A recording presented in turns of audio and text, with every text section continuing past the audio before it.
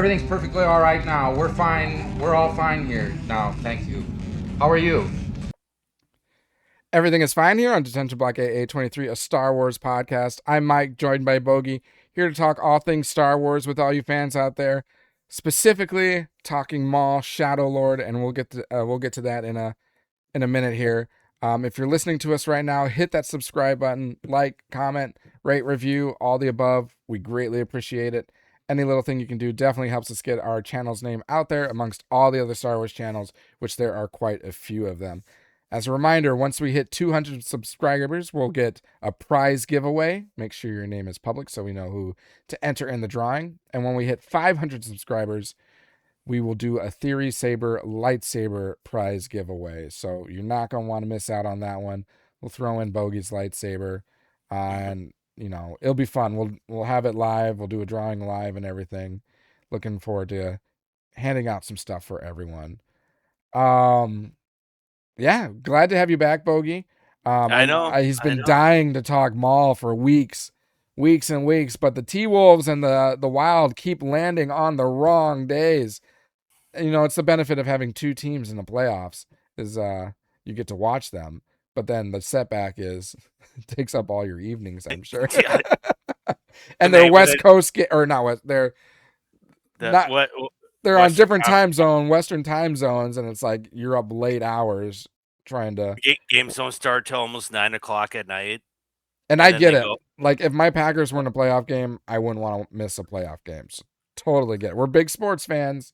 We Oh love yeah, Star Wars, but we're also big sports fans. So we got to make sure to be loyal and, to our teams. and the cherry on top, our mutual friend Novak agreed because he was watching the Wild last night. It's like every in between quarters, let's say, or hockey intermissions. It feels like it's like 20-25 minutes. For They those like sports, yeah, it takes a long it, time.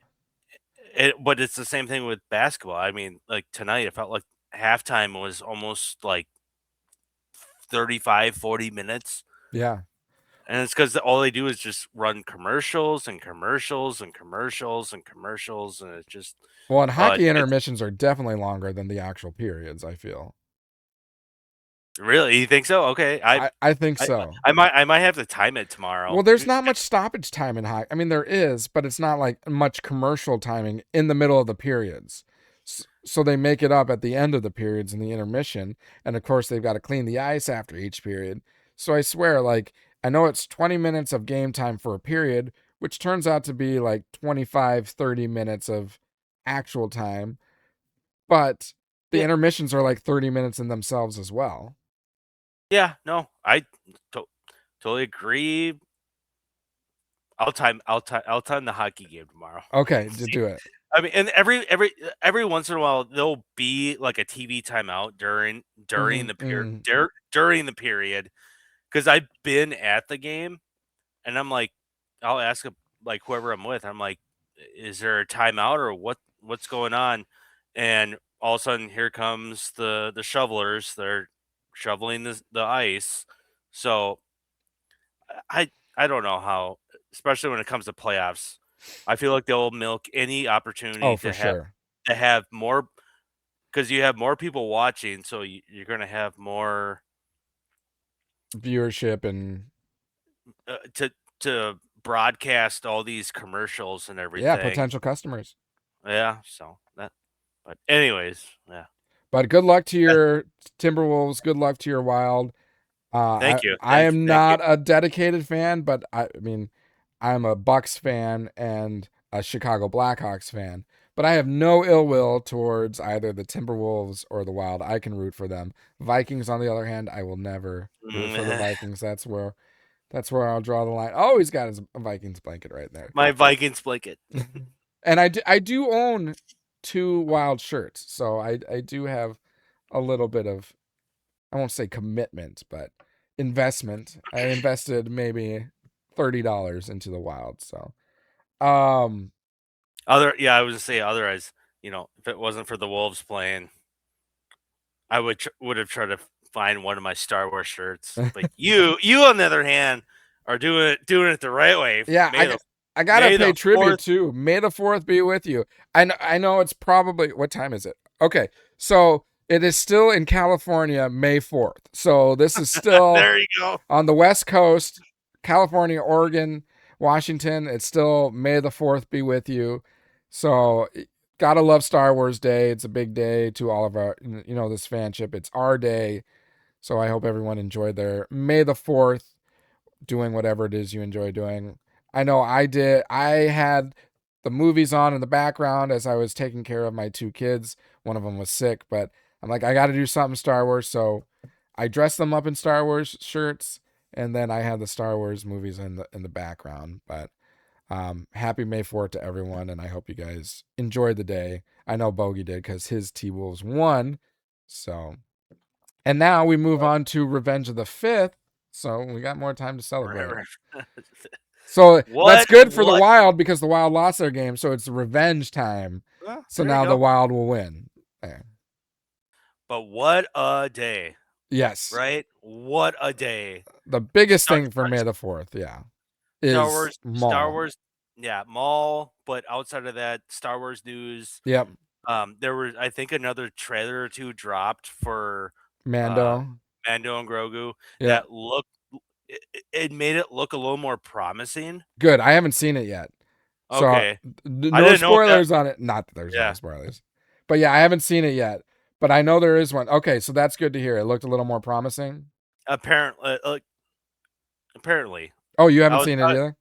No, I watched someone break it down. Okay. So if that really counts as watching it, sure. or someone just breaking down clips of it that was like, oh yeah, that's good. So okay. So there was between that. I don't know. I thought they said they were supposed to be. I don't know if we can confirm this. If they were supposed to be a trailer for Ahsoka, season 2, but apparently at the time I was looking, it did not drop yet. Okay. But it was supposed to drop today. So I don't know if they changed or okay. Which is a little. If it didn't drop, then that's kind of.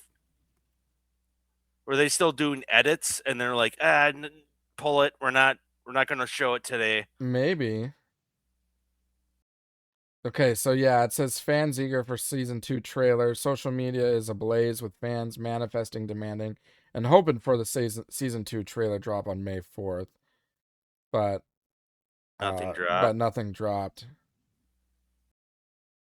Yeah, so it's probably just they probably heard rumblings of a trailer dropping on May the 4th, and everyone was anticipating it being Ahsoka, and it ended up being another Mandalorian and Grogu trailer. And maybe they're doing that because the trailers haven't been really picking up much steam for the show. So to your point, maybe they're like, all right, we need to do another one, and we need to hit it pretty hard with this one. So maybe that's why it's being better received, because it was more intentional. Maybe. I will be curious to watch it. I haven't seen it, so I will want to give it a little look-see. For the new Mando. For the new Mando. Yeah. It looks a little more. At times, looks a little more like what we would want.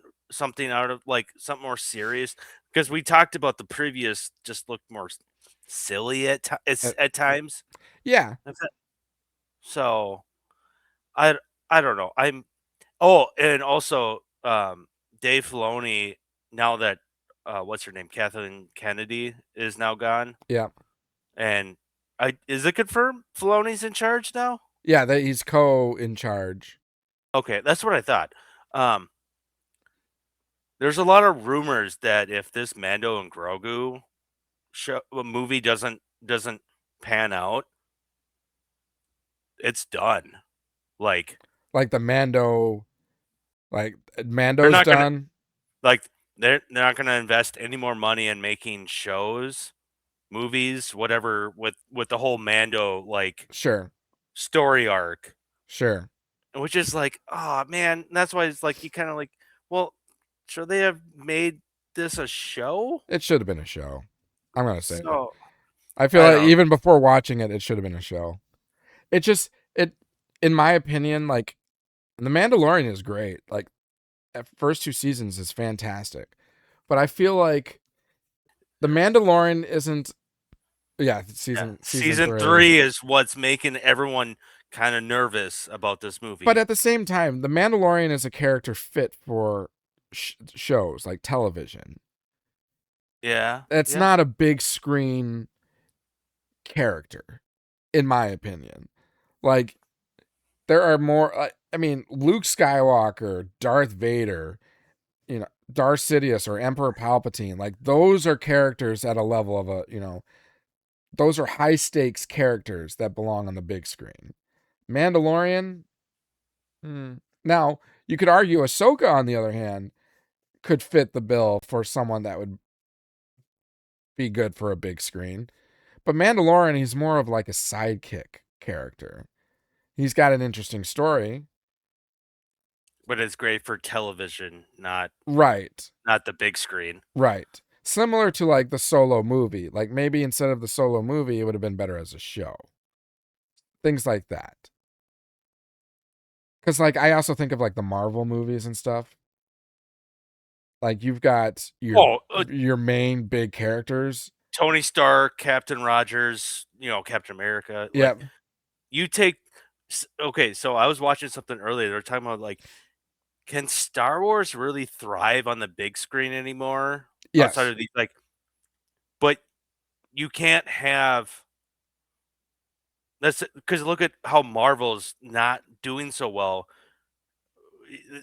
Characters have died off. Mhm. This and like your main characters is kind of like, well, you don't have Iron Man anymore. You don't have Captain America anymore. Yep. Wherever Thor, like your main Avengers crew is no longer there, but you're filling in with these other characters.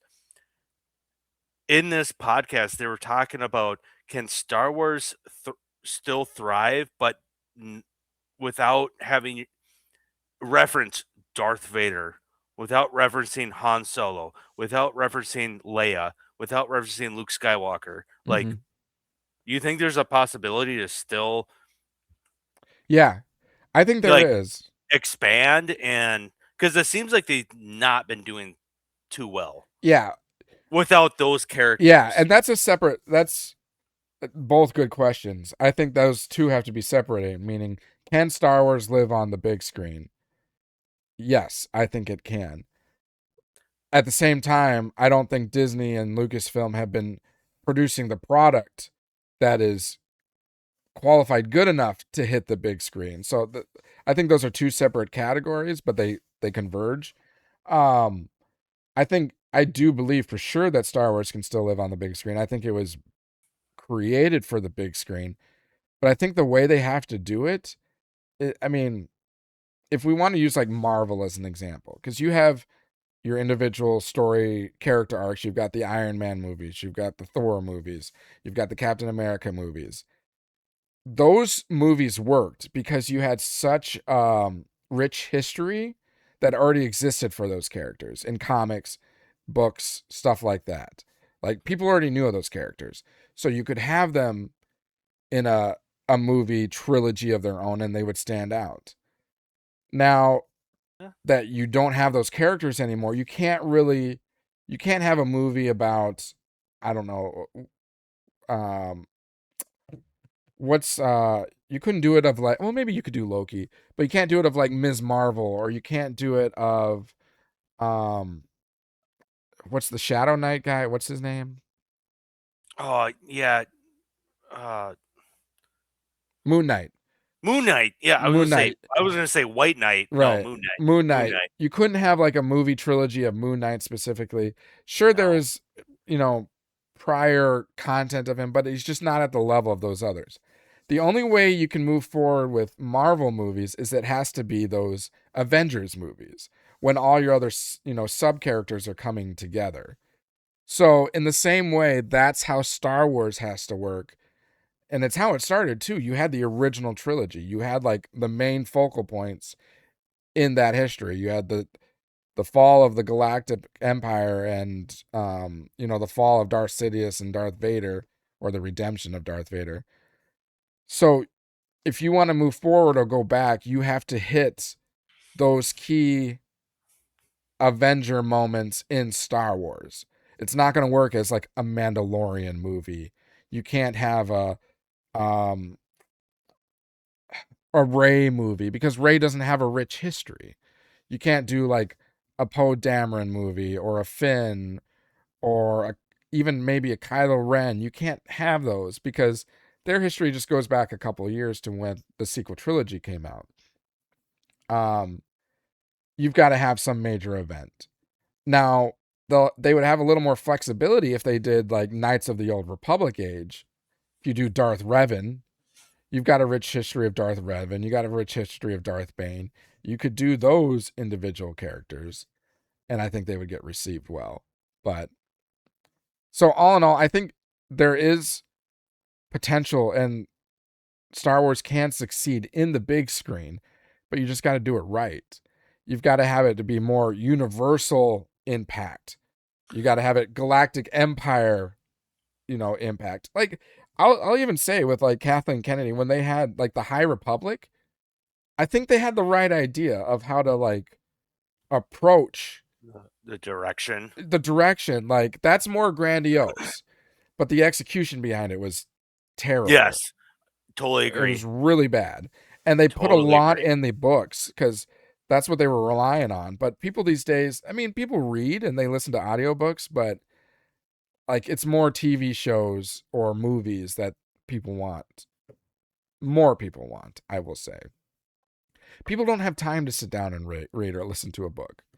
They have time to binge a show or a movie or something like that. So, would you agree then? Yeah, yeah. Do you think Star Wars can live on the big screen? Do you think Marvel can live on the big screen? Marvel will continue to try to do their best. I don't know about Star Wars. It's just I don't there's I don't outside of the main characters I was just telling you about. Yeah. When you think Star Wars, you think those characters. Now, if you were to watch and I think Rogue One was underappreciated Mm-hmm. because it was its own. I mean, granted, sure, you had Darth Vader show up at the very, very end, but other than that, they were all new characters, Yeah. and I don't think it was received well. But over time, I think. I mean, for me, I think that's in my top three. I think Rogue One was received very well in terms of like ratings and stuff. I think it was. But for like I'm talking about like box office I money. thought it did That, well, didn't it? yeah. Well, now I'm curious. I I don't know think. I know Solo didn't, but I thought Rogue One did well. Well, and I know Solo didn't because I told you I didn't care for the guy that they recasted Oh as yeah, Solo. Aldrich. I thought he was trash, but But I think like Rogue One again, it's you're dealing with the Galactic Empire. You're dealing with the Rebel Alliance. Like well, okay, and then they're that's where more grandiose versus the Solo movie. You're concentrating on one smuggler character. Like the stakes aren't that really high in that movie. The stakes in Rogue One, you have the freaking Death Star.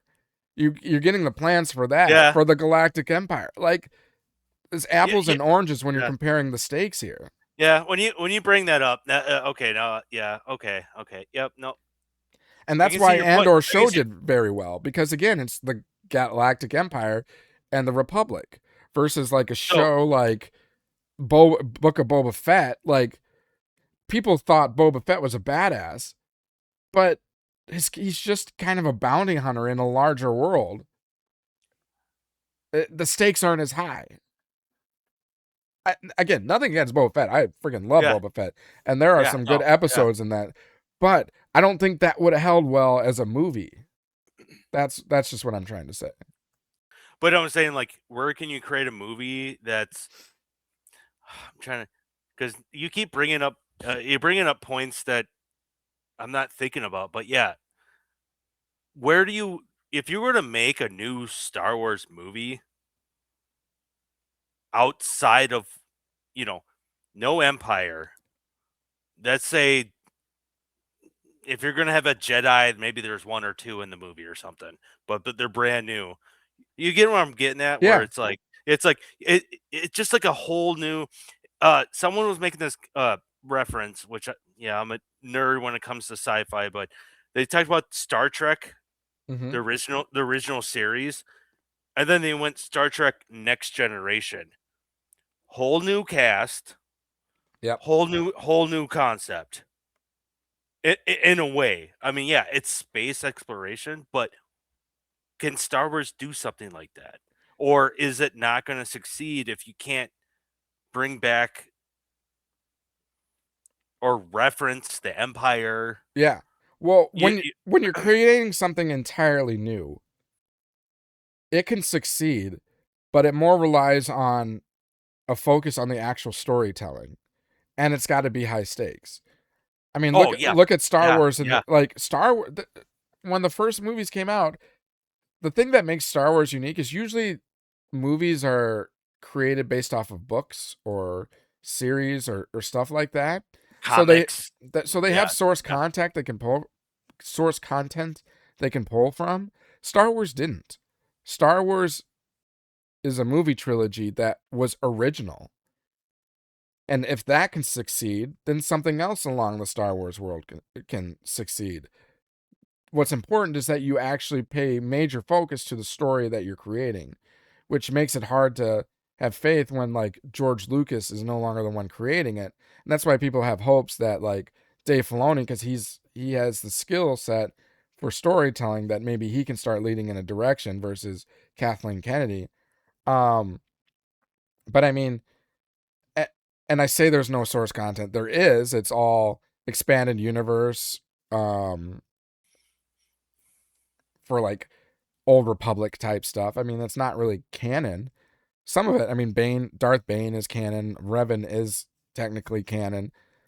So there's things you can pull from, but you can create a story either like in the old Republic era. There, there are some very high stakes moments in the Knights of the Old Republic games and what's all taking place there.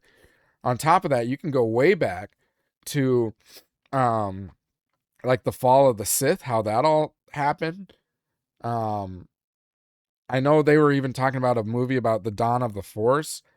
So how where the Force all started. Like I'd be curious about that. That's something, I mean, the Force is more high stakes and universal. It's not like a single character.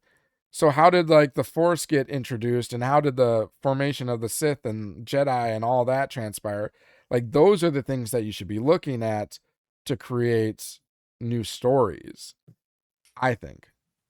Could you fit that all though? That's the problem. Is like sometimes you there's so much to if there's so much to tell, Yeah, is it better in a it's risky show too.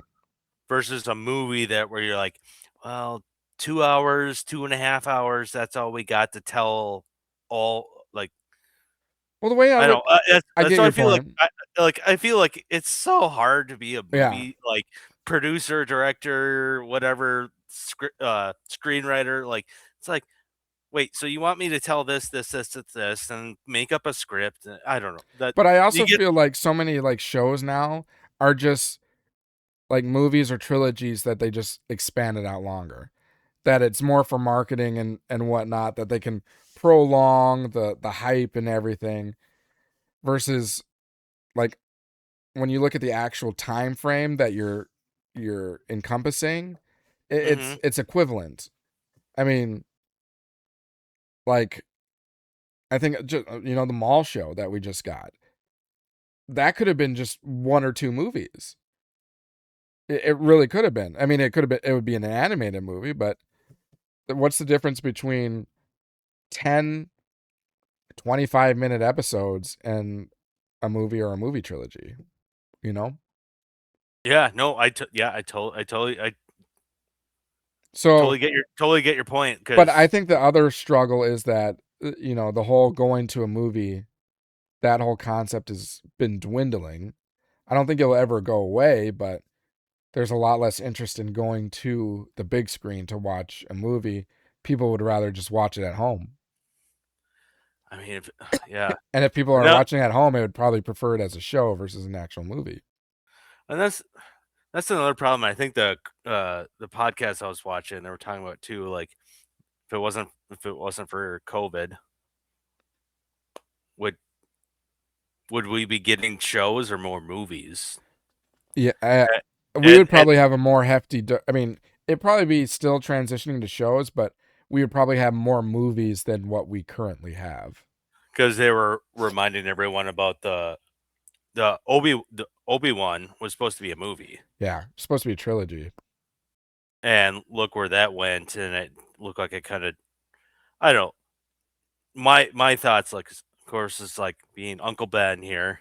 Uh, I love Obi-Wan. I love Ewan McGregor, but that show was like half good, half dog shit. Is where my take is. So Yeah, yeah, I I agree. don't know. I just felt there was moments where I was just like, are we skipping here? Are we? Right. Where's the story going? Or I don't. But there was moments where it was good. Can you imagine that? Seeing that in the movie theater of Obi-Wan fighting Darth Vader That'd been badass. That'd been badass. and Darth Vader, Anakin Skywalker saying, "You didn't kill Anakin, I did."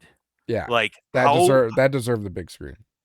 yes, exactly. So I was like, "Oh man." So I But then I look at some of the other scenes and I'm like, I'm glad I didn't see that on a big screen. yeah. Like Obi-Wan Kenobi shooting the gate, instead of just Oh, walking around it. walk around just rock around the. Oh my Yeah. gosh, that was so bad. Or Oh them my sneaking gosh. Leia out of the like Inquisitor fortress. Like I when it really what it really comes down to is the ability to tell a good story. If you can Yes. tell a No, good story, it doesn't exactly. matter if it's a show, it doesn't matter if it's a movie, it will do well. You just have to create a good story. Throw away agendas, throw away, trying to check off certain boxes. The number one focus should be a good story. Create a good story and then add the other elements as it comes along. That's what Star Wars has been lacking until this Maul show. Like, I mean, or Do you feel like the story of Maul was good? very good, very good. Okay. Okay. It's captivating. It's not only captain. I mean, the concept. It's not an old concept. Even in Star Wars, you've got a Sith Lord looking to acquire an apprentice. Um, we've seen things like that, not necessarily in the movies or in the shows, but this concept exists within Star Wars. But the Mhm. way that they created it is what sets it apart. The story, the acting, everything that came along with it made it believable. You know, I've talked about this many times. The suspension of disbelief. If you can God. knock those things off, then you're going to have a great product. Um, I mean, just look at going back to the Obi-Wan Kenobi. Obviously, it's not a Sith Lord or former Sith Lord looking for an apprentice, but I mean, you have Reva who's trying to build her way up. She's kind of like the apprentice. She wants to be to like Darth Vader, but she actually wants to like betray him and kill him. That was her whole objective of becoming an Inquisitor so she can rise up in the ranks. But then you have in Maul show you've got Devin, a Jedi. And here, okay, let me put it this way, and we'll just dive into Maul because we're setting the path here. So there will be Oh yeah. I mean, spoilers, yeah. I figured. spoiler alert. If you haven't watched it, here's your Spoiler. time to turn it off. Go watch What? the last Watch two it episodes of and then Maul come and then back. come back. Yes, exactly. Um, Here's how well the Maul show did. Um, First of all, did you enjoy the show? Even the last two episodes, did you like it? What do you think? Absolutely. Yeah, Um, the last two episodes, there were so many. There are so many like little things that just you're like, yeah, yeah. Oh God, I mean, and but I had goosebumps the entire time practically. Yeah, and It was so good. but here's a follow-up question to that. Could you, before it even happened, like even before the show started, or like after the first 2 episodes, or after watching the trailers, was some of the stuff predictable? Like, did we predict some of these things that would happen? Like, Uh, first me, off, definitely Darth Maul's apprentice, Dev, Darth Darth Talon. Darth Talon. That Devin is. I think I said that before the season even started because you brought that up, and I was Yeah, like, "Oh yeah, that's definitely going to be her by the end of the season." or at least inspired by her. Oh Uh, well, yeah, like the Devin's character arc is going to be what we thought was really, likely Darth Talon, or at least inspired by Darth Talon. But what we were essentially saying is that at the end of this season, or at the end of the show, Devin is going to lose her master. Like, we yes, knew yep, Daki was going to die, hmm and that it wouldn't be Maul that would kill her, because it wouldn't make sense for Maul to kill her, or kill him, the master, because why would Devin join Maul if he did Maul that, if he killed but her master? Uh but he kind of did. but she wasn't there. I know she didn't see it. You She know didn't that see was it. sorry. Keep going. Keep Uh going. but anyways, like, what I'm saying is a lot of this was predictable. But even though some of the things we kind of figured out what the outcomes might be, it was still awesome. Like, some of the best Star Wars we've gotten, because of how well it was written, how well it was executed. The story was great. The actors were believable. Um, Everything was top notch, which is what made it so good. So that's what I mean. And Star Wars can still live on, like, this could have been a big screen movie. You think so? You really think so? Yeah, I think it could have been. On Screen Crush, you're talking to why have we not seen just a standalone Vader movie? I don't know if we'll ever get it.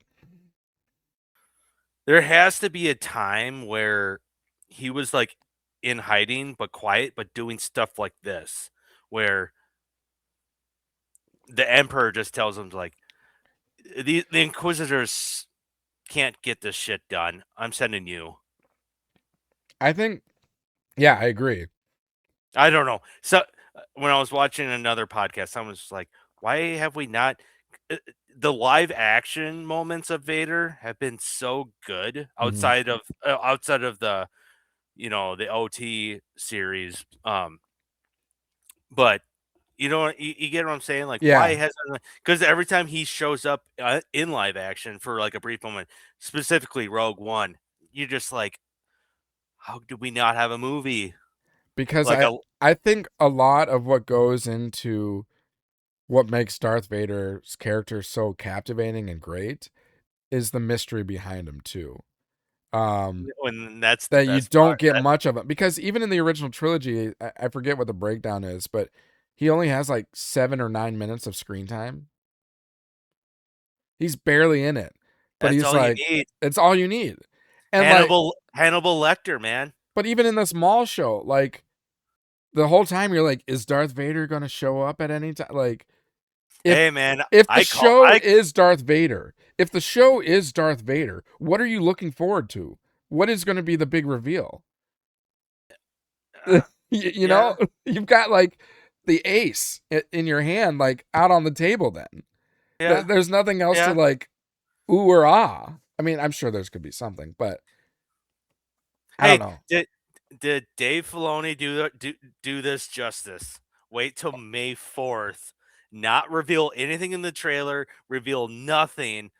Because I remember we were having our doubts about is Maul ever gonna fight Vader? Yeah, Oh man, yeah. so like I said, goosebumps. I was like, oh, thank you, Dave Filoni, thank you. Well, once they drop the um hologram where Maroc referred to it as Lord, then it essentially And that was what, episode 6? 4 or 6? You talking about when he 6. It was 6. when he took a knee? Like Yes. is he talking to Sidious? Is he talking to Vader? Is he Right. talking to Once that happened, I knew we were getting Darth Vader. really? Because I didn't think it looked like Darth Vader. He had his cloak up. well, they didn't really show anything, but Marok wouldn't. Well, Inquisitors don't report to Sidious. Inquisitors report to Vader. Vader is in charge of all the Inquisitors. That's why I thought it was the other guy, the skull face guy. Oh, sitting that Merrick was. Yeah. No, I think I'm confident it was Vader, and Merrick is Marok. However you it's Marok, but yeah. And then Vader sent out an additional Inquisitor, knowing that there are now Jedi involved as well. But he wouldn't be reporting. Marok wouldn't be reporting to Sidious. That'd be going behind Vader's back to report to Sidious. I know, Sidious only deals with Vader and Tarkin. Those are the only ones he deals with. Is that a fact? For the most part, yeah. Okay. Tarkin in terms of the Galactic Empire, and Darth Vader in terms of, I mean, Darth Vader is his, like, number one palm. Well, yeah. His left hand. Yeah. Or what do you call it? The hand of the king, essentially, is Darth Vader. That sits left of the table or whatever to the right hand man. Right hand man. That's what I'm thinking. Right hand man that always sits at the table to the right. Yeah. If something needs to be done in terms of anything, just send in Vader.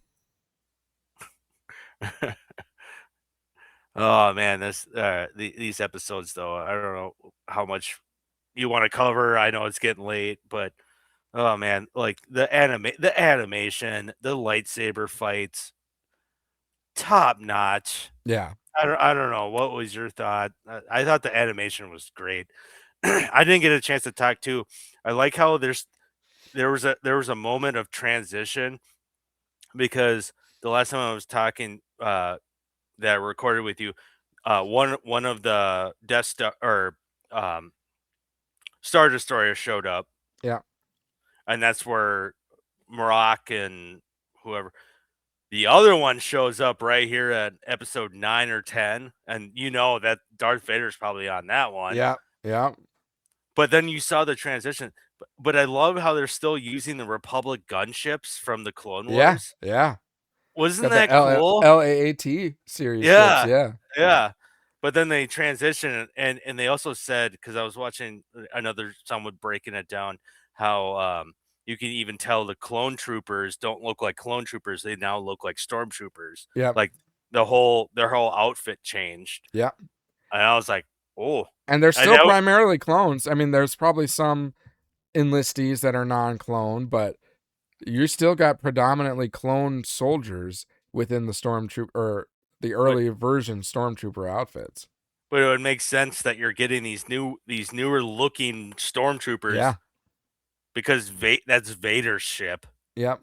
You know what I mean? That shows up like I said. I think it has to be not. Yeah, because it's in episode 9. Because oh man, just getting to the point where. Do you think Rook Cast is dead? Rook Cast is dead. You heard her neck snap. That was terrifying. But it's off screen. You know, everyone's speculating that she's the armorer. Yeah. But I know what you're talking about. Didn't it sound like it's like? Oh, yeah. I heard a crack. Some kind. You heard her. Yeah, exactly. I mean, maybe it was. You don't know it's a neck that snapped, I guess. But there was a moment when Vader was fighting Maul and the Master, where he like stopped his lightsaber, but then Maul stopped his lightsaber with the Force. But then Vader stopped the other guy. He like was force choking Maul. Uh-huh. It sounded like he cracked his neck though. Yeah, there was some crackling. It was almost the same noise, but Almost. Maul didn't die, so I don't know. We don't know. I mean, there's a few off-screen deaths or no deaths that are in question. I mean, we don't even know, like, not that her character really matters, but Chief Chris, the one who took the fall for Lawson, who got interrogated, and they show like the claw marks on the desk and everything.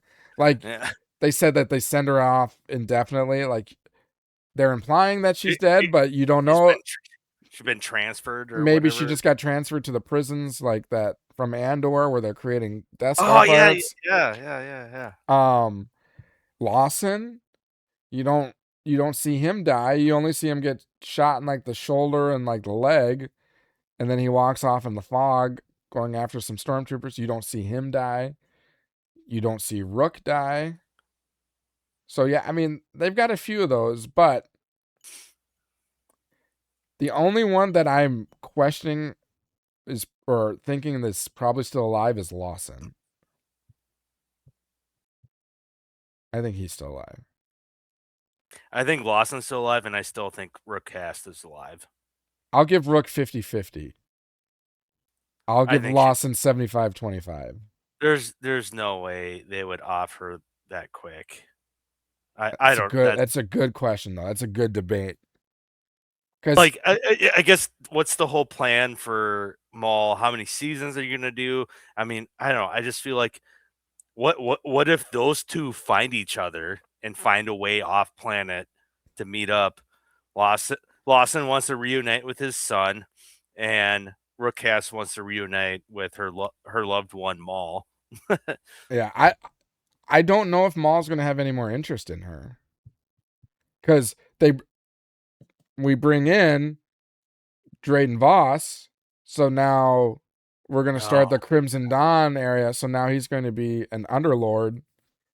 He's gonna. I mean, I know Drayden Voss kind of leads Crimson Dawn, but Drayden Voss reports to Maul. We get that sense from the Solo movie at the end of it, because Kira is trained from Maul. Okay, Kira's part of Crimson Dawn. Where's that affiliation? So obviously Maul is above Drayden Voss by the time the Solo movie comes out. So I just don't know if he's going to have any interest in Rook Cast, which though would support more of the claim of that she would become the armorer. She just, goes into hiding and is a recluse Mandalorian, underground Mandalorian. That would make more sense for that versus her joining up with Maul again. I guess that's where maybe my mind was kind of thinking, if she goes into hiding, but becomes an armorer and goes back to the Mandalorian ways where she doesn't take her helmet off, and you know what I mean. So I would put more stock in that, in terms of, I think there's a higher probability, if she is alive, if she is still alive, there's a higher probability that she would be the armorer versus joining up with Maul again, or Maul having any interest in joining up with her. Because all the other Mandalorians with them, and even now both Dathomir brothers, are gone. Maul and even his droid's gone. The spybot droid's gone. Oh man, I almost cried. Did you see? If anyone could make people cry over a murderous droid, it was this show. When the lightsaber threw, and it kind of took a third of the spybot droid off, just shy of his head, and he still was kind of functioning, but he was about to fall into the waste pit. Yeah, that is gonna just. He goes, master. But he said master, and he just falls into the pit. I was like, oh, and he went head first, so you knew he was done. And Maul looked sad. Maul looked upset about that. He looked more upset about the droid dying than anyone else in that crew. I mean, it was his pet. Remember? Yeah, right. And I think one of the what was it, one of the episodes I wasn't able to record. There was another moment where he pets it. And I was like, oh man, that's hilarious. Like we talked about this, the show has such subtle like comedy, but it's not In your over face. It's not in in your. your Yeah. yeah. Like we were talking about, we're worried about Mando and Grogu movie being slapstick humor at moments where Yeah. you're just like, what? It's like they're trying to like purposely be in humor and be like, "Oh, look, see, that was funny, wasn't it? Ha ha, ha, funny." Versus Yeah. in this show, it's like, "Huh, that was kind of funny," you Yeah, know? no, very subtle. But we're also really serious here. Yeah, Like yeah, we got some shit going on here. And exactly. Like, what was there was another scene before Spybot got killed when he was like doing what is that, a shift or a shift? Is that what they called it? The little transport thing to go across the oh wasteland. Was yeah, it Lawson that like touched him and he was like, "Don't touch, no, no," yeah. and I'm like laughing about that. So like And they're not trying to be funny, and they're just showing a droid getting pissed off for touching him, and you're like, and all that's the funny. and then all the moments two boots has. Yeah, two boots. It's all subtle, man. When Look, he was I got new boots. yeah. When he was transporting across on that, because it was only two at a time, Yeah, he gets on board with the small Vario. yeah, and he's like, oh, of course I gotta get on this with a cop or whatever. And he goes like, oh yeah, like I really chose this, or they just go back and forth as they're transporting. Yeah, And then Spybot, I think wasn't he pulling it back yeah. and forth? He was the transporter. Yeah. Spybot in his own way, it was like, shut the fuck up. Like, Yeah, see, that's how you got to do this. That's how you Like, got to insert humor. Make it the subtle. Make it settle, but not the focus, but like if you think about it, you're like, huh, it's kind of funny. yeah. Um, And it's funny then we can have moments like this where we're like, did you catch that? That was right, hilarious. right. Because that was another thing. Did like from the previous recordings I wasn't able to make. I mean, did you see that moment where he like the one commander guy is like, that's not regulation. Yeah. And he's like pointing at his boots, and they look like UGG boots. Right. They were terrible looking boots. They look awful. Yeah, they were almost like basketball shoes that are like right up your ankle really high. Or they're like Back to the Future looking shoes, and they're like blue and yellow. Oh yeah, they look like Marty McFly when he was wearing those boots. Yeah, connected to the hoverboard. Board. Yeah, that's what I was thinking when I saw it. And then he gets rid of them, and he's like, "Oh look, I got new boots." And it's like, no, Two Boots. You're conforming. Your name is literally Two Boots. You're known for your boots, and you're listening to the Empire here. Stop being ignorant, you ignorant bitch. Ignorant bitch. I mean, he was. He was being so ignorant, but he's a droid following protocol, obviously. I like the growth though of watching Two Boots. Yeah. Separate from protocol. Yeah, becoming independent from just being like a robot. It's almost like making K2SO. K2SO. Yeah. By doing what Exactly. But he kind of just did it naturally. Yep. So I mean, I really appreciated that, and how he would actually listen to Lawson every time he gave him a command. It's like, make sure my son makes it on the ship. Make sure protect him at all costs and everything. He's like, but sir, my captain. He goes, no, that's your order. Like, protect my son. Protect my son. Well, they did a good job of like showing the struggle. I mean, like, can a droid struggle morality? I don't know. I mean, that's really a deep and sophisticated question in the Star Wars universe. But like, if one could, they really made it show like it could, because every time like there'd be a situation like that, or whether it's Lawson telling like Two Boots, you just don't understand, or one of the other captains or officers there essentially saying the same thing, then like after they would have that conversation, they would show Two Boots' eyes or his face, and you could tell he's thinking, like he's trying to understand. So they show that like level of conflict that that the droid was actually having, trying to compute protocol versus trying to understand human behavior. So it's things like that. Like I love that stuff. It's And like the there's details is what makes it so good. like just the details, because too, like he's like wondering what is pressing because he blinks. Yeah. Yep.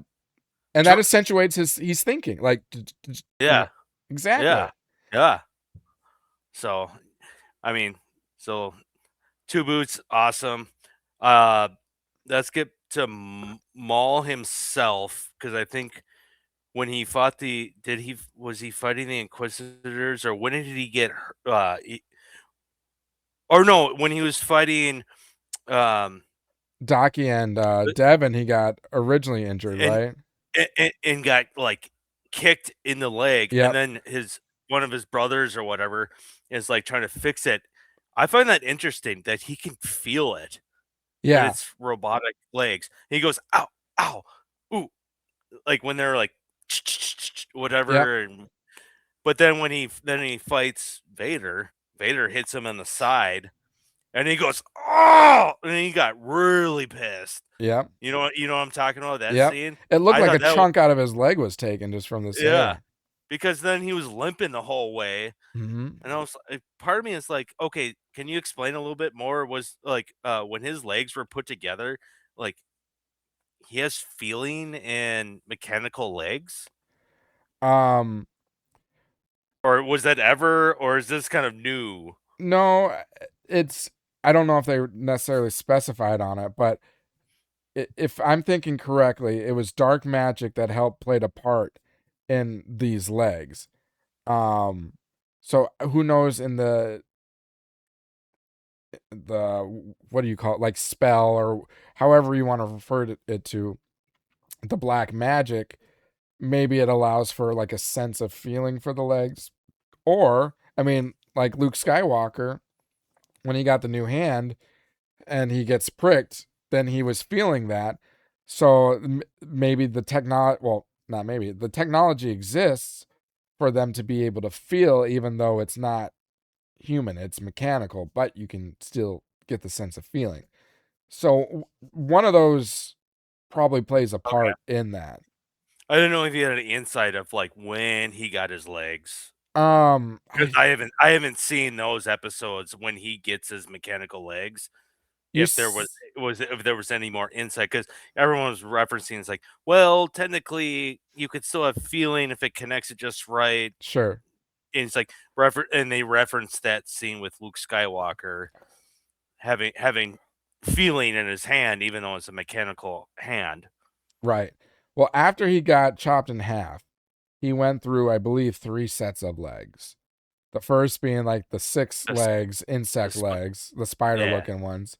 Then the next one, it was black or dark magic by Mother Tolzien, where she took the spider legs and they were almost like clamp legs that bent like the other way. So like think of horse hind legs, how they kind of bow the other way.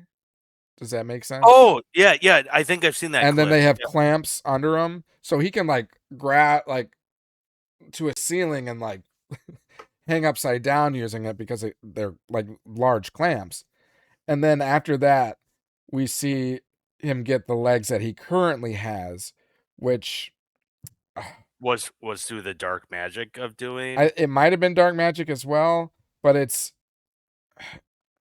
from the Mandalorian armor, so that's like harder metal, and but they look more like real legs, except or not look like real legs. They're more in the shape of real legs, but they're metal. I just can't recall when or how he got those legs. I remember the clamp ones and I remember the spider ones, but I can't remember how he gets this set of legs. But they're stronger. I think they're lighter, and I think they do have black magic associated with them. But either way, he has a sense of feeling with those legs. And I was just saying, I find that really fascinating, yeah, just to have feeling and something that was you lost half your body, Yep. and now you have feeling in there. Is kind of interesting. I Yeah. just wanted to bring that up because when, like I said, when Vader hits his leg, he gets like all of a sudden, like he even gets more pissed off, Yep. like how damaged his. Or I think is it just one leg, or I don't know which one got kicked and then which one got shot, or like. I think it's one. I think it's the same leg that was like So tripping I out that Vader struck. so I'm just wondering if he's gonna lose one of the legs and then have to Yeah. reconstruct it somehow or something. Yeah. I don't know. It's a good question. Um, I think he was getting really frustrated because like Maul doesn't like to show sign of weakness, and they really made an emphasis on his leg like throughout this season. How many different times it was like a Hmm. weakness to him, it was a hindrance, and how much that annoyed him because he would always like pay attention. I mean, obviously, if something was wrong with your leg, you would be annoyed, but It's just a reminder every time how he got defeated by Obi-Wan. yeah, that I exactly, yeah. and that event weakened him, and then all these events transpiring weaken him, and it just adds to his rage and frustration. So I think that's all intentional. And I think Vader is smart. He knew that, and he takes advantage of the weaknesses of his enemies.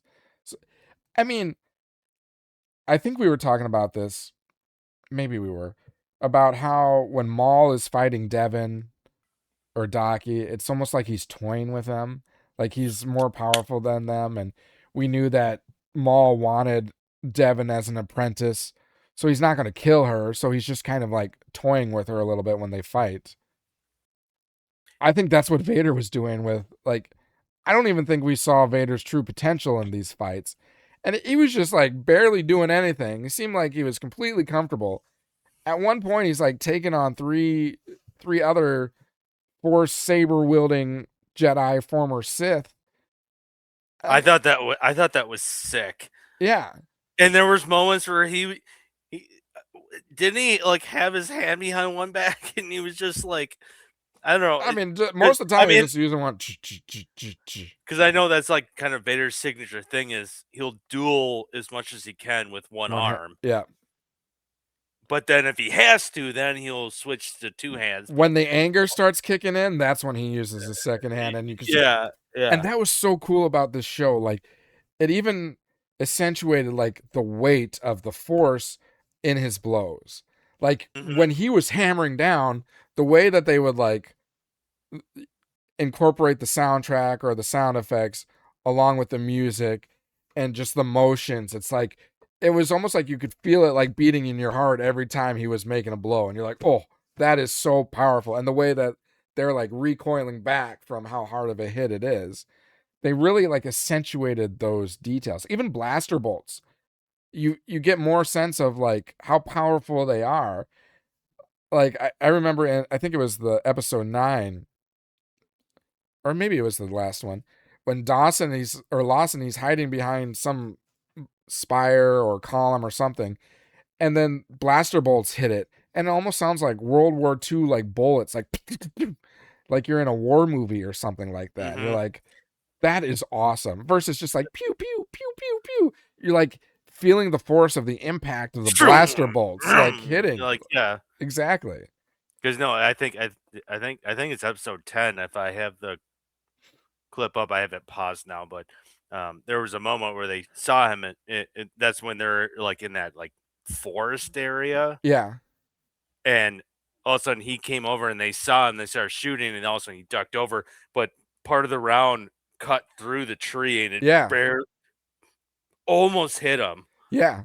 as it goes through, and you're just like, and there was another scene too where like how they do the animation of like as you're turning around and all of a sudden the blaster fire and the camera like almost follows the blaster Yeah. going like that close to almost hitting you. Yeah. Which come on. They're not that good at shooting, are they? Stormtroopers? Stormtroopers. They're Yeah. still bad at it. Hey, Lawson's son is better with the stun gun.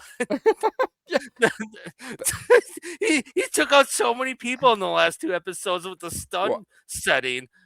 Well, one question I had at one point, I swear, in episode 9, when the stormtroopers come in, and it's like right around where you see Riley, so Lawson's son, first shoot a stormtrooper with the like stun. Were the stormtroopers, some of them shooting stun rays too? I swear on my life that there was like an exchange of them. I'm like, why are the stormtroopers using stun? I could have sworn, I could be wrong, but this was in my second viewing of it too, and when I noticed that, but I was a little disappointed seeing Riley shooting with freaking stun gun, like. But it's because he's a kid. He's a kid. It's a Disney show. They couldn't have a kid like killing people. But I'm like, come on. Meanwhile, his dad's just everyone else is just like causing havoc, killing people. Maul's throwing his saber, splitting 3 stormtroopers in half, and all standing next to each other. But here's Riley, stun. It's like, I don't know. I think that's just a cheesy. Like I don't know. I feel so like every time they like that noise. I appreciate they grabbed it from like the OT series. Like, but that noise effect, like pew, you're just like, who's shooting the stun? Like, we're in the middle of war zone here. Like, flip the switch. Do you really want those guys to like come back to conscious and then like still pursue you? Just like get rid of them. And then they'll shoot you. Yeah. There were in this whole show, there were 2 head scratcher moments for me. That was one of them. Lawson's son shooting with stun gun in the like most intense battle moments of the show. And then the other thing was in the previous 2 episodes, when Maul loses to the Inquisitors, I don't believe that would happen. There's no way Maul loses to 2 Inquisitors. Now, I know his leg is like tweaking out a little bit, but he's still a far more powerful force wielder. What? Okay, here. I don't know those Inquisitors that well though. Well, Inquisitors are former like Padawan Jedi, right? Who where didn't would you rank them? Like let's say Maul's at a 10 as like most powerful. Where would you rank these 2 guys? Because I don't know them that well. Every time I seem to like watch a clip, they turn into a dust of farts. Right. You know what I'm talking about, like especially the first brother. They're force wheelers, and I mean they're strong, but I don't think that they're not at a level that could defeat a Sith or a Jedi, like a fully trained Sith or a fully trained Jedi, because they're not at that level. And Maul defeated Qui-Gon Jinn and Obi-Wan Kenobi. I know Obi-Wan Kenobi did end up killing him, but that was a result of his like arrogance. He struck down Qui-Gon, and then he defeated Kenobi, where he's dangling on some like. I was gonna say, what do you mean defeated Kenobi? Oh, he had him dead to rights. Dead to rights, and he was just toying with him. He was hitting that lightsaber on the floor, just like, haha, you're down there, I'm up here. Look, I beat you, and I'm just toying with you. I mean, all he had to do was force push him, and Kenobi's gone. But he was reveling in what he had done. And then that's how Kenobi was able to end up defeating him. So originally, Maul won that battle between the 2 of them. I mean, he even just defeated, even alone, he killed Qui-Gon, who's a Jedi Master. Versus and a really good one. Kenobi, he's still a Padawan, still learning, so not as great, but Maul defeated the tough one, so he could have easily defeated Kenobi. And I would put these Inquisitors just at like maybe Kenobi. Yeah. Well, maybe like Kenobi from episode 1, but a little better. But even Kenobi probably got more training than the Inquisitors. Granted, the Inquisitors are being trained kind of by Darth Vader, by Darth Vader and the Grand Inquisitor. But, excuse me, I would still say, I mean, Maul held his own. I mean, with the Emperor a little bit. I mean, I'm sure the Emperor was probably toying with him. But I don't know. In my eyes, I don't feel like Maul would be bested by 2 Inquisitors. Just in my mind. God, I just don't know how. By 2 Inquisitors and the one with the was he the is it the 11th brother? Yeah, 11th brother. With the skull looking face. Yep, that's that people have been now calling him the Crow. Oh yeah, I've been seeing that too. I think it's even when I looked at the cast, I was like Crow. Oh, really? Yeah. Oh, which I found out too. So Spybot, but I know one of our previous episodes I said someone's named Icarus. Oh, okay.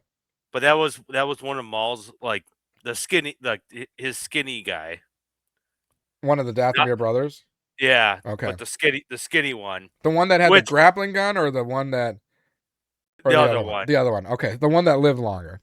That died in the wastelands thing. The next episode, yeah. But dude, that death, oh man. Oh. When he was getting shot up, he was just and then he threw like 3 daggers that hit the stormtroopers like in different areas. And then he ran out and sacrificed himself and tackled all 3 of them and went into the waste pit. Well, it was 2 different stormtroopers. So when he threw those 3 knives, you see 2 of them fall back into the waste, and the other one that kind of gets knocked back, but he's still standing. And then you see 2 more stormtroopers come up. So then he takes. Oh, okay. So he takes down one of them that was hindered by the dagger, and then 2 completely capable stormtroopers, and just tackles them into the what waste. a way to go! What a way to go out, though. Pretty honorable way. That was so awesome. For the sake of the other, yeah. I mean, and he's just a side character. It's like that's how good this show was. Like we don't really care much about this guy, but damn, what a way to go out.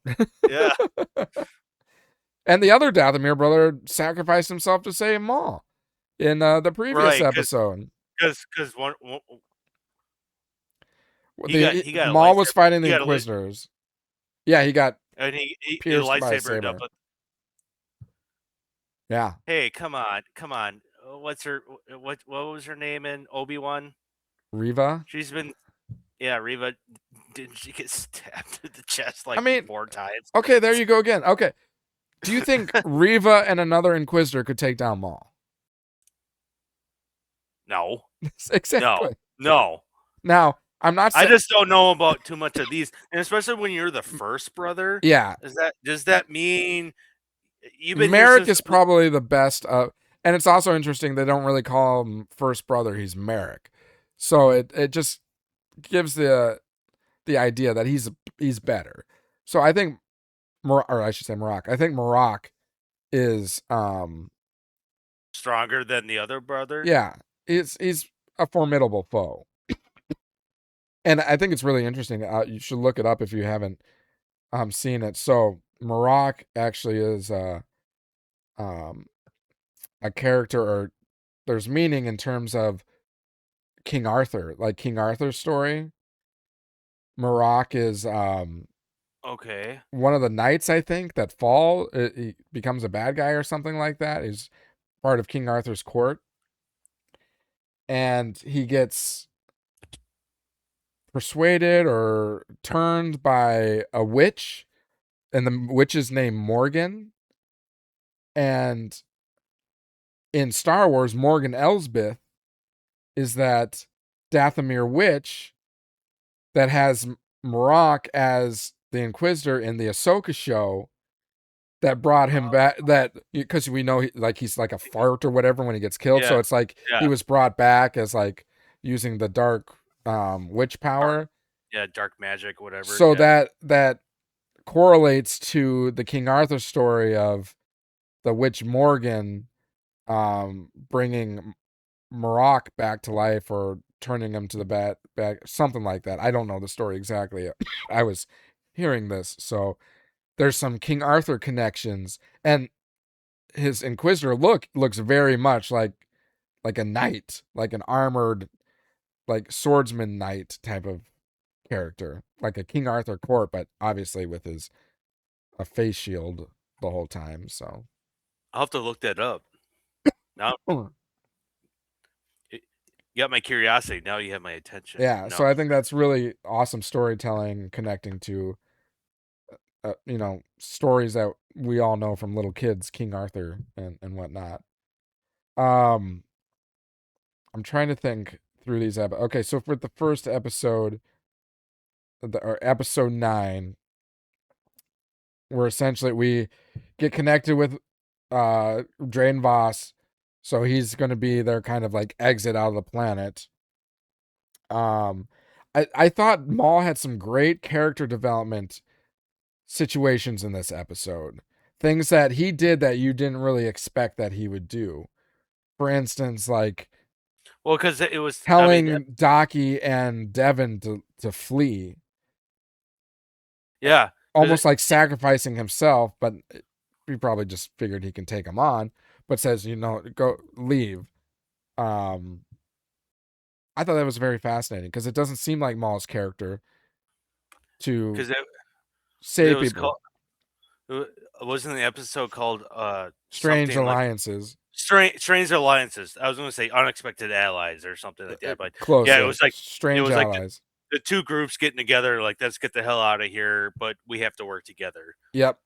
type thing. And Maul was definitely abiding by that. He knew that in order for him to survive, or him and his new apprentice to survive, they all had to work together. And when they're going over that like waste pit with that platform, because Devin was the one when she got over was holding it. Yep. Because the power went out and it was going to sink, so that she was trying to keep it open so Yep. that they could jump. I loved how When Maul told Devin and Daki to jump on that thing before he even went. Yes, that's what I was getting and at. I understand that he would do it to Devin, but he did that for Daki, which was shocking. Yeah. I was like, wait, what? I thought he would be the one. I mean, well, later on towards the end when they fight Vader, that's another story. But yeah, and even when Rook like questioned him about like teaming up with them, he's like, "What about the old one?" And he's like, "He's a Jedi Knight. We need him." And then at the end of it, he's like, "For now." So he's a Jedi. He said he's a Jedi Master. He's a Jedi Master. We need him for now. So he's alluding to the fact that at some point they won't need him anymore, but definitely needs him right now. Mm-hmm. So that was cool. And then when he jumps over though, because I thought one of the Inquisitors threw their helicopter version of a lightsaber. And Maul deflected, just like batted it back. It just like fuck you. Yeah, threw it back, that was like, awesome with his lightsabers, and then like made the double jump back to like where everybody else is, and I was like, that's fucking sweet. Awesome. The animation was so awesome. Like, yeah. Well, even when Devin was like jumping through, how she had to, because it was like a low ceiling, so when she jumped, she kind of had to like twist as well. So I thought that was the scene in Revenge of the Sith when Sidious like and Maul did that in the previous episode though too, when he was falling to the ground. I was like, what the fuck? Is this a theme now? Well, it's very interesting. Like I've noticed. So we're speaking to Maul essentially using Sidious's move there. I saw Devin use Obi-Wan Kenobi's moves. Like she had his stance for a while. Did you see she used the Ahsoka like kick? Like where she has her sabers going forward, but she kicks back. Yeah. I saw that in these episodes. So I just things like that is just like fascinating to me, how they're like pulling different moves and everything. And I love how the show just really it just sprinkles in a little like fan like kind of like Nostalgia, fan this service, a little bit. fan service nostalgia. That only like real fans would be able to Like see. everybody Us else is like, nerds.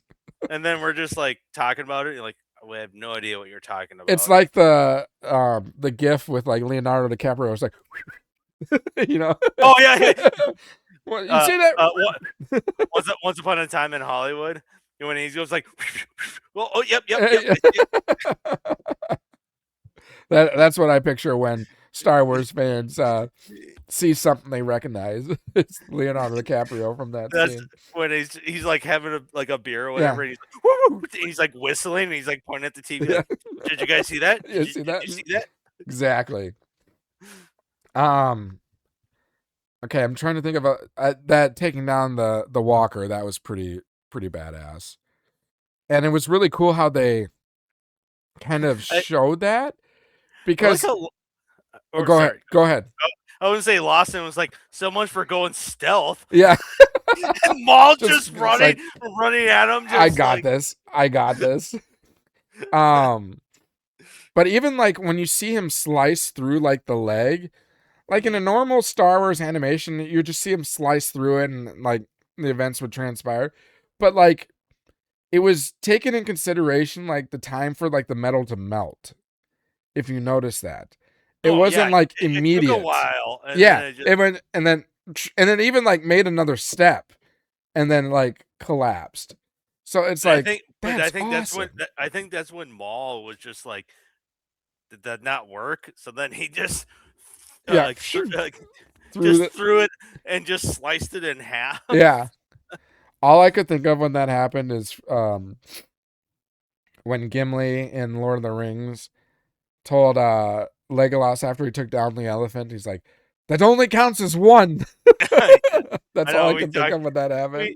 We talked about that the last probably with the trailer, when we saw the trailer. Yeah, when we watched the trailer. It only counts as one. But I wonder how many people were in that thing, but it was weird how it just exploded though. Yeah. Instead of just like slicing in half and just right. But who knows? They were still using old Republican gunships. Right. I'm trying to think of other things that I wanted to talk about. And I mean, there were so many good moments. So they do that. They confront the Empire. And then, the scene when the Inquisitors popped up. That was like creepy. That was like a horror movie. There were so many moments that were like horror movie-esque in this, where they're trying to cross the wasteland, and they come running. You see Docky turn. He senses something, and then after he senses something, then Devin and Maul kind of come in tune with what he's in, and they ignite their lightsabers, and then they just appear. They're like running, like super fast. Like, I know, yeah. And they jumped like, yeah. They were like insects coming through like a tunnel type of a thing. Yeah. It was like, oh, that's creepy. That's a good point. The first fight before they get across. Yep. But come on, the best scene is Darth Vader. Oh. Does that not feel like Dagobah? I mean, it definitely has that feeling of fog and kind of a jungle kind of land. I mean, obviously. Go ahead. Him pulling Rook cast when she comes running, she's like, I'll scout ahead, and she comes back, she goes, there's someone or something, and all of a sudden she gets grabbed by the Force and just she screams. Yeah. And like you said, you thought you maybe potentially could have heard, like, did it sound like something snapped? Something snapped. Yeah. But you never know. Maybe she got thrown against a tree or something. Yep. A tree branch or something. And then right away, you get like, I don't even know how to describe like the soundtrack, but him like just slowly walking. You get the Imperial March sound, his Imperial March song as he's showing up. Okay, is that what it was? But first, the first thing you know is, or you the first indication is the breathing. And I feel like that's Oh, no, become a trend. Every time Darth Vader gets revealed, it's first through the breathing. And then you're like, oh, again, that Leonardo DiCaprio. You know, I don't. Darth Vader's coming. And then sure as shit, he shows up comes. in the flesh. And he just literally toys with them. Looks so good. Like I'm not like you have two Jedis and Darth Maul. Darth Maul, I love the look on his face, the animation Mhm. where he just looked and he just like his eyes just glue like kind of like, oh fuck, Yeah. like. Well, and he knows that he's not an Inquisitor. He's like, you're not an Inquisitor. Who the fuck Yeah. are you? Like, I was gonna get to that. They were gonna start fighting, and Yeah. at one point he goes like, "You're no Inquisitor," and then they start fighting, and I forget this is the quote, and apparently it was taken from, I think Rebels, okay. where Ezra and what was his master's name? Kanan. Yeah, where they fought Vader. Yeah. And at one point when they got away, Ezra said, "What is that?" Yeah. Not or no, is it? Yeah. Who, No, what is that? I think he said. Yeah, it's not who is it, because I think I texted you earlier. Yeah. Thought it was who is he? No, he said, "What was that?" Yeah. I Because they think that's think, right. and Maul does the same thing. He starts fighting. You're no Inquisitor, and he starts fighting because he knows like you're way too talented. And then said, "What What are you or something? what are you?" or something like that. Yeah, treat him like, are you a machine? Right. Or something like even Maul, like just seeing Maul doing his best to fight Darth Vader. I've been wanting to see this so bad because it kind of answers the question. Vader kicks everybody's ass. He does. He does. And I Like Maul has Maul. I always thought maybe there was a chance with Maul with the double lightsaber, but like I said, there was times Vader was just sitting there with using his saber with one hand, just taking. I was like, what? and It just shows the power. and another thing I noticed, like in those fightings, every time, or if you watch the others, meaning like Daki, Devin, or Maul, the art or the animation, Mm-hmm. when they're fighting, it's very like jaggedy, quick, impulsive. But if you just watch Vader, it's very smooth and like Yeah. it's almost like he's not or barely even moving. There's no blur to him. There's blur to all the others, but there's no blur to him. He's just parrying every move so easily, like he knows what strike is coming down. There's only one time he got hit, and I think that was Daki that hit him. Yeah, that was Daki that hit him, right? Right before he got pissed, and then Oh yeah, got him yeah. on like the shoulder or something like that. Yeah, yep. Towards the end of the sparring, or Yeah. okay. I was gonna say the other part too that was awesome is like the moment where like you have blaster fire from Two Boots and Lawson and whomever, the one syndicate guy, like they're all shooting. You know, Vader, he literally, I think he had his other hand behind and he just like boof, boof, boof, just deflecting everything. Yep. And I was like, oh my gosh. And then, and then at one point, he took the Force and just shoved literally like eight of like what was left of their crew. Like eight of them. Like just it was nothing. Just went flying. And that was early on, and then it was after that was the beginning of the fight. And then after that happened, Lawson's like, "We serve no purpose here. We might as well leave." He's like, "This is useless. Let's get out of here." So the non-force wielders fled. That was kind of funny.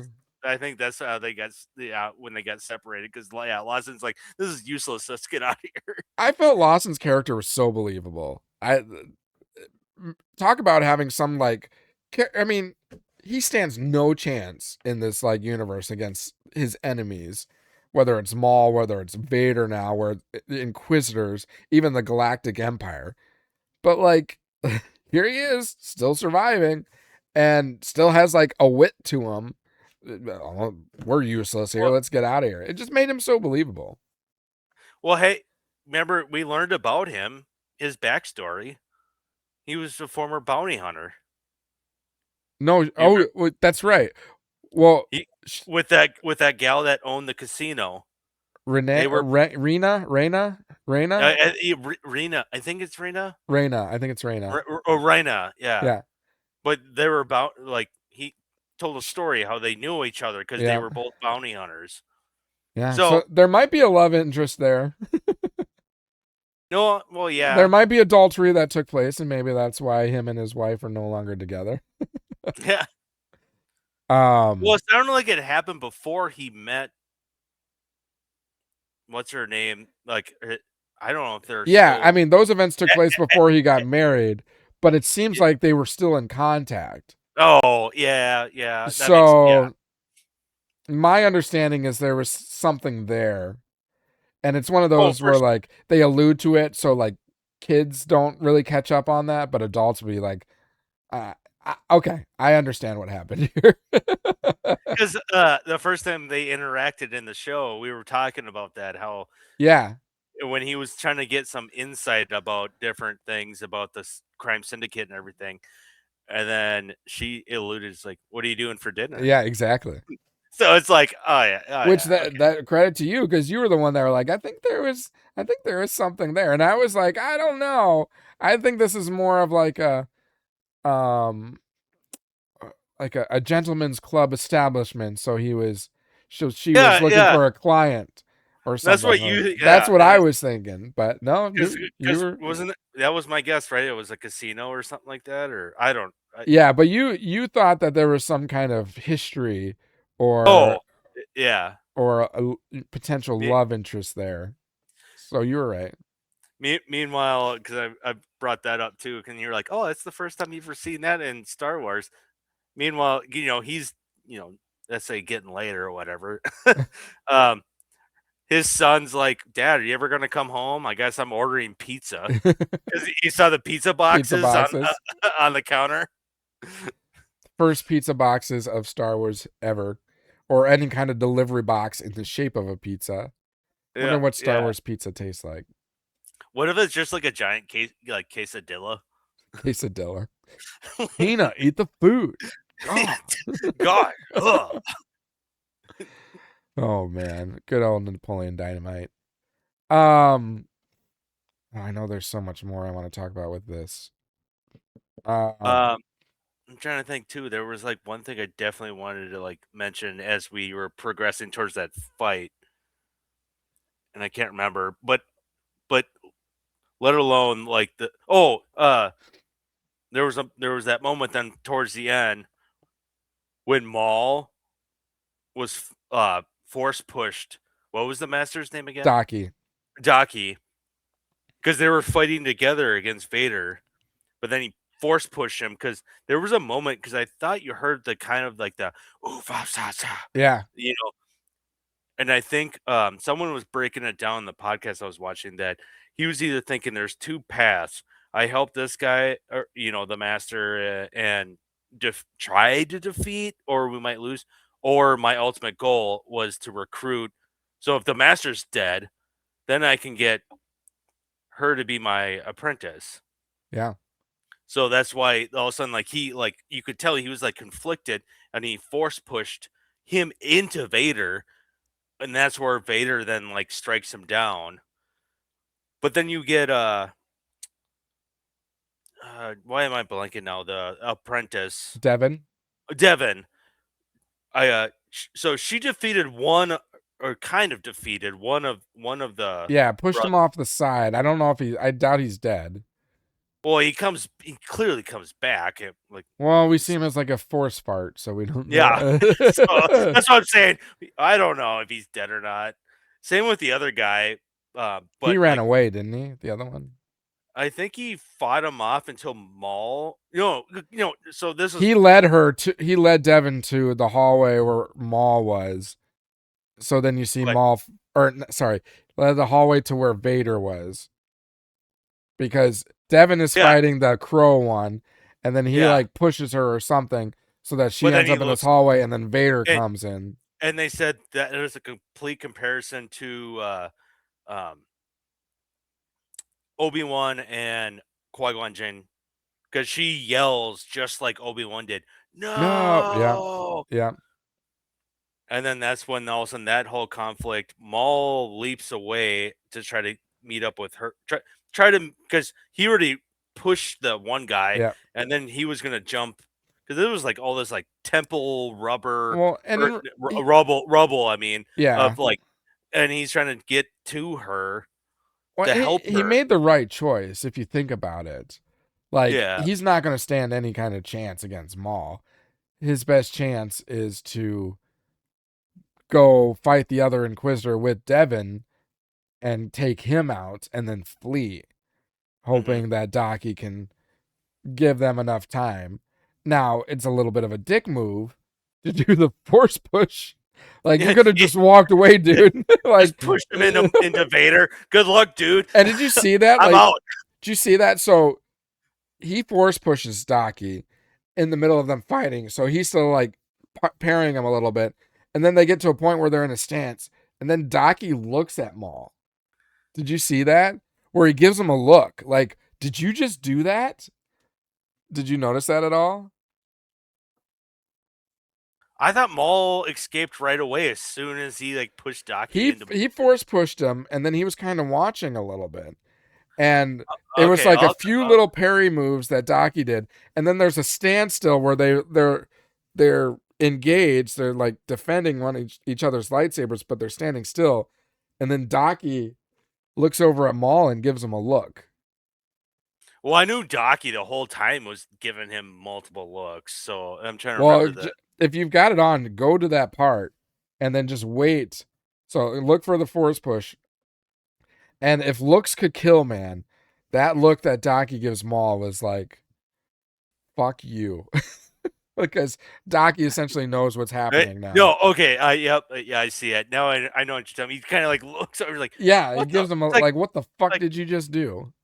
are you fucking serious? I thought we were on the safe side He's here. like, this is the Maul But, that I figured was gonna be, this is but who I figured you were. But before I forget, then that whole moment when they're trying to get away constantly, I don't know if it carried over from the first episode 9 into 10, or it was part of 10, when they try to get away from Vader and Maul tries to pull the whole like structure down, Yeah. and they're like, "There's like what's with it with the Force and using like structure and rocks and stones?" But the way Vader just like he just had one hand and he was holding it while he kept walking towards them.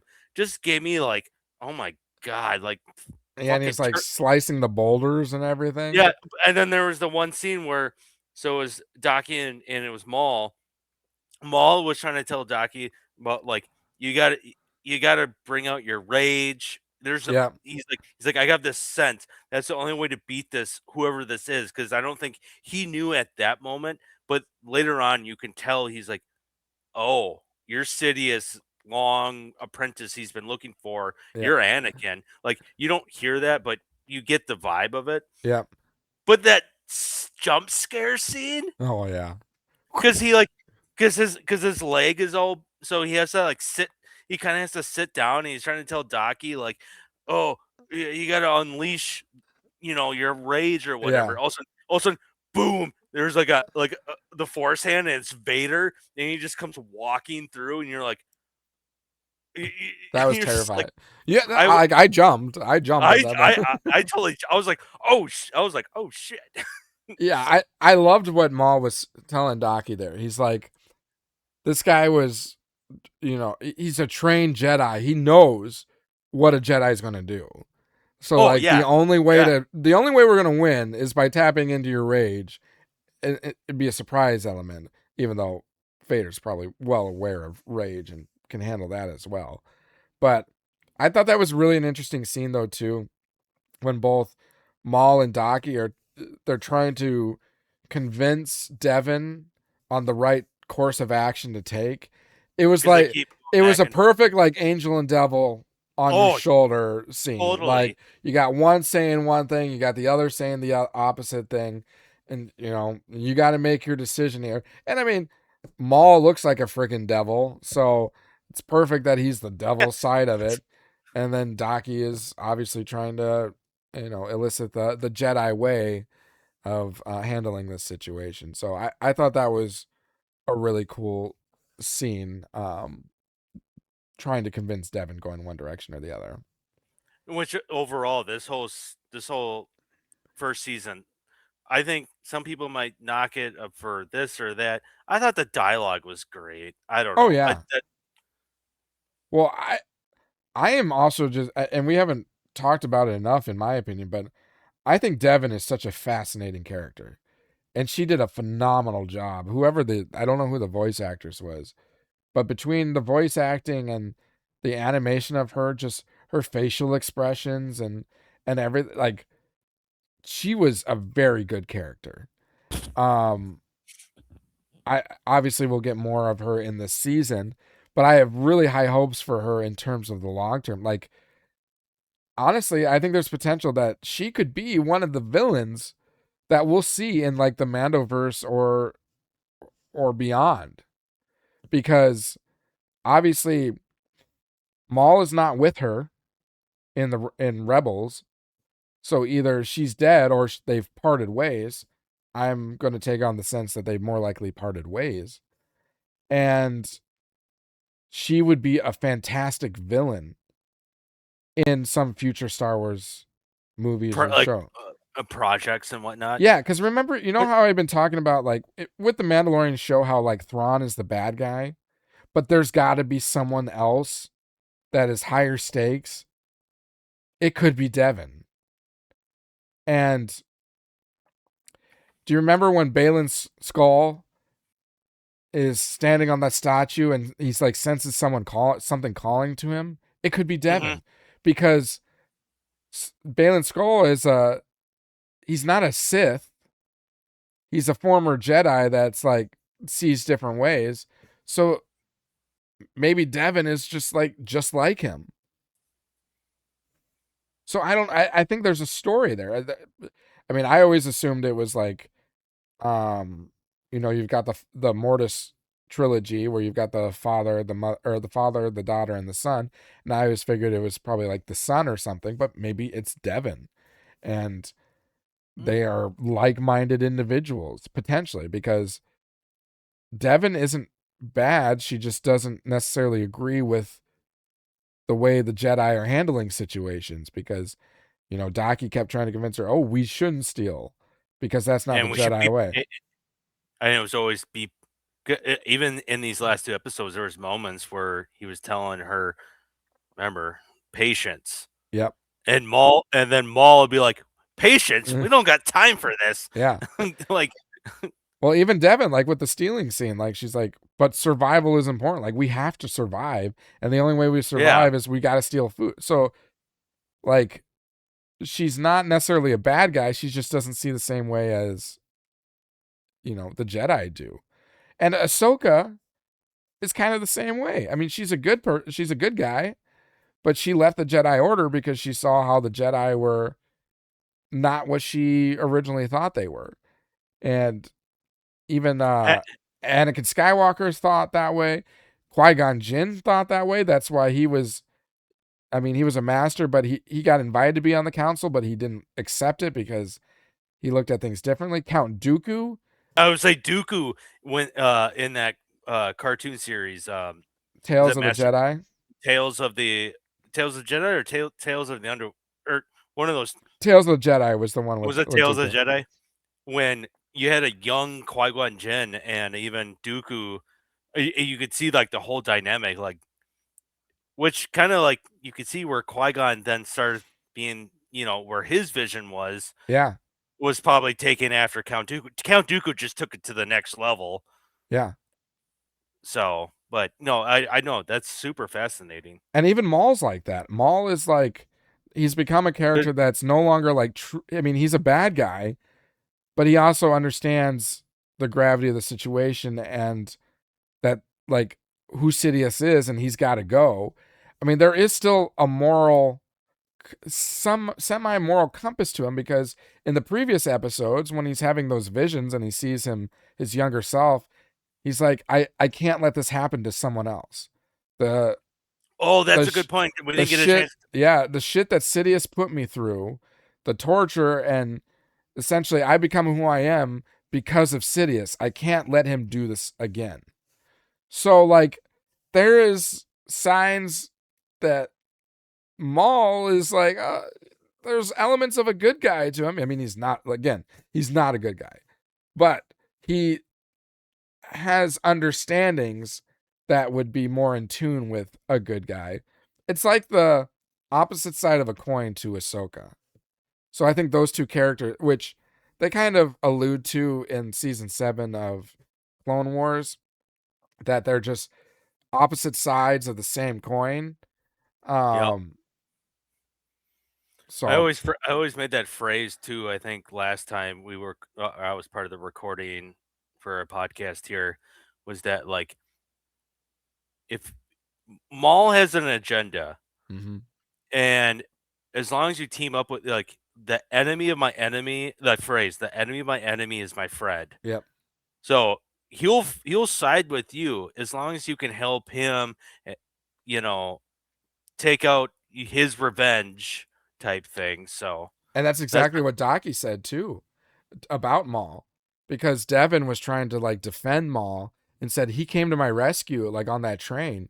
He oh jumped in yeah. to save me. And Docky said, "Did he do that eh, for you or did he Or do that for him?"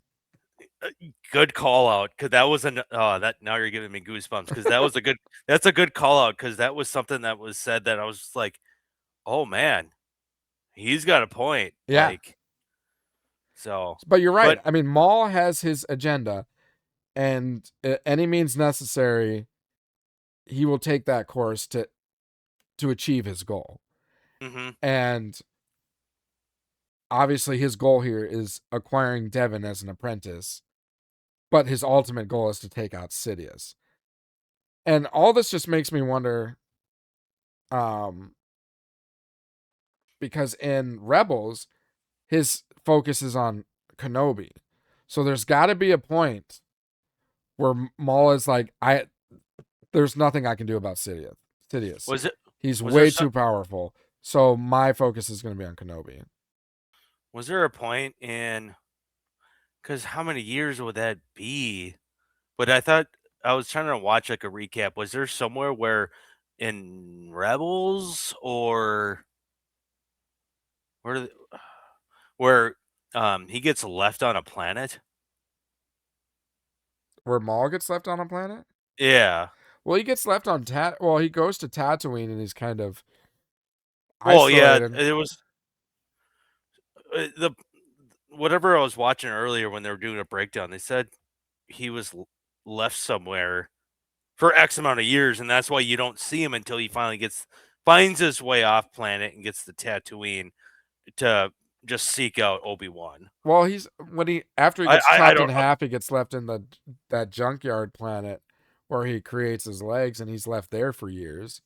but I'm talking about like the scenes leading up to him finding Obi-Wan when they have their final fight, and Obi-Wan takes him down. Okay. You know, is there?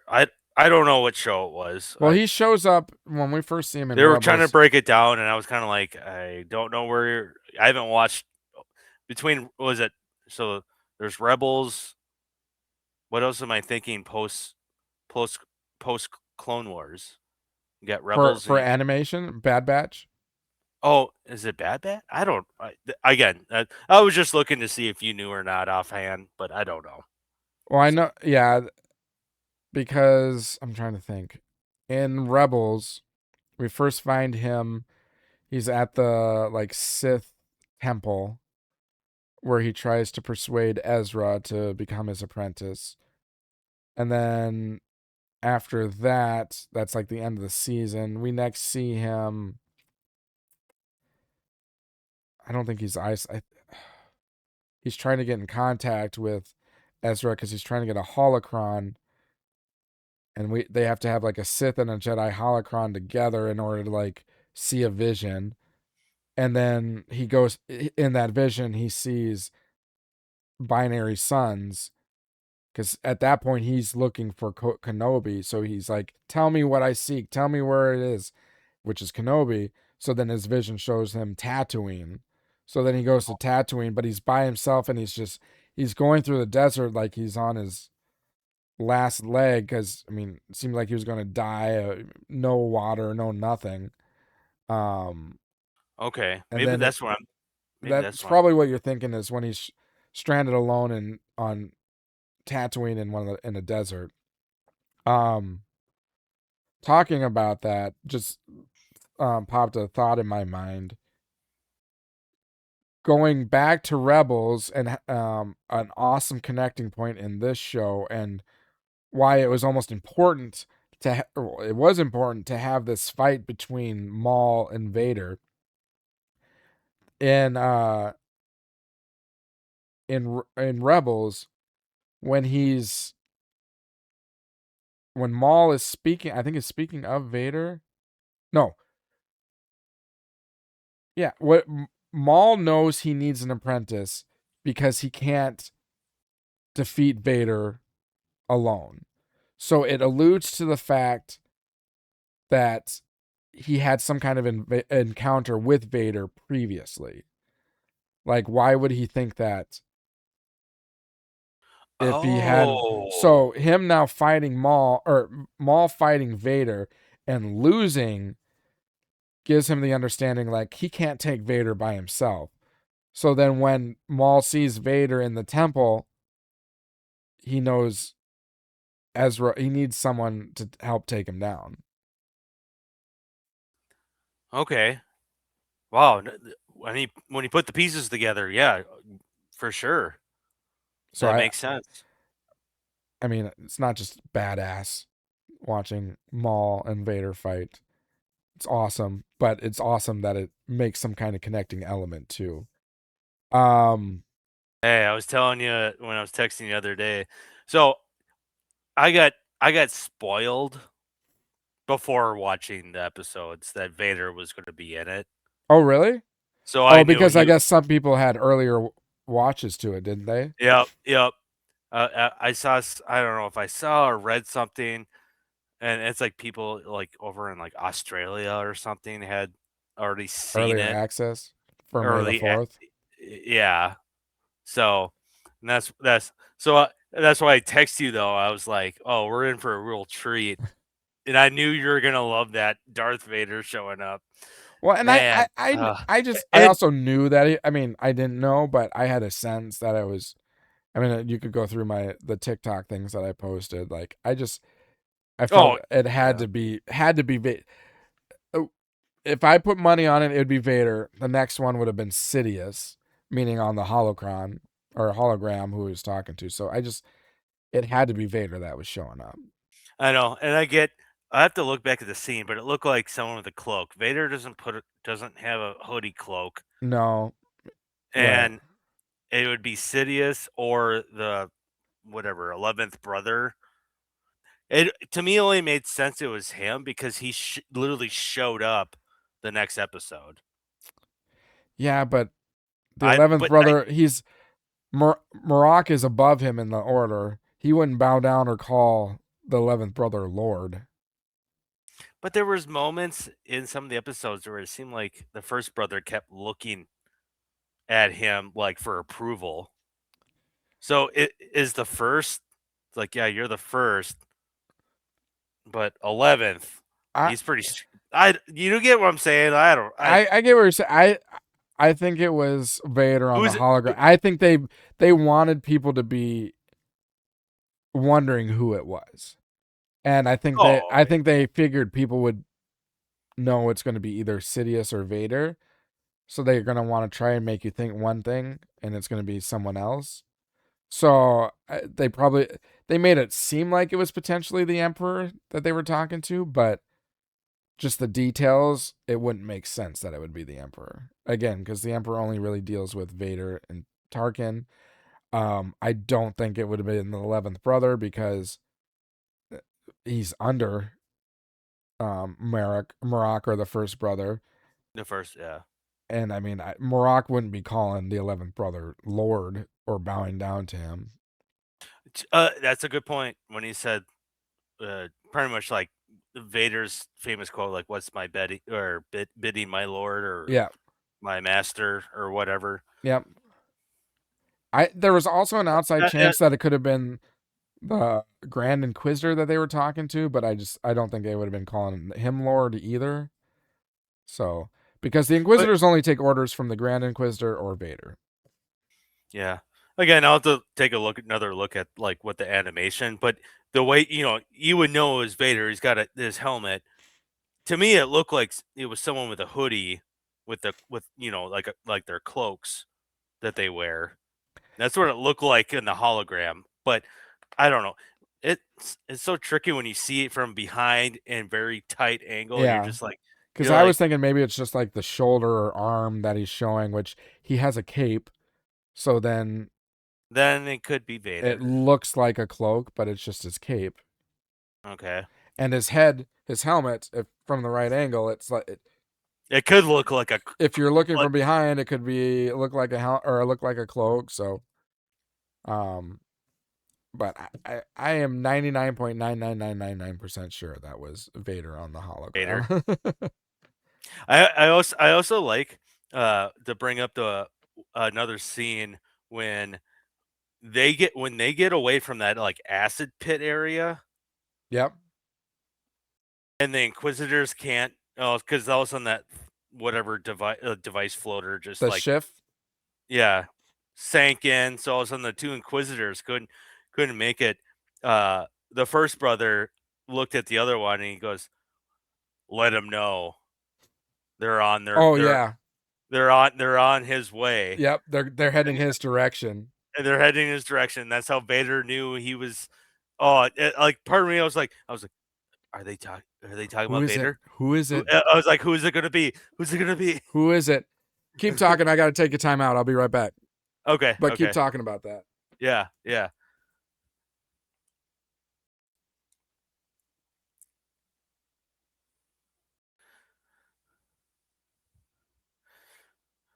But yeah, and then on top of that, when we get past like the whole fight scene with Vader and everything, we're like going back and forth. That was pretty cool. That you had two boots go run over, and he's on the Gatling gun, shooting down the stormtrooper transports. But yeah, we'll see what ends up happening. I guess with Lawson. Um,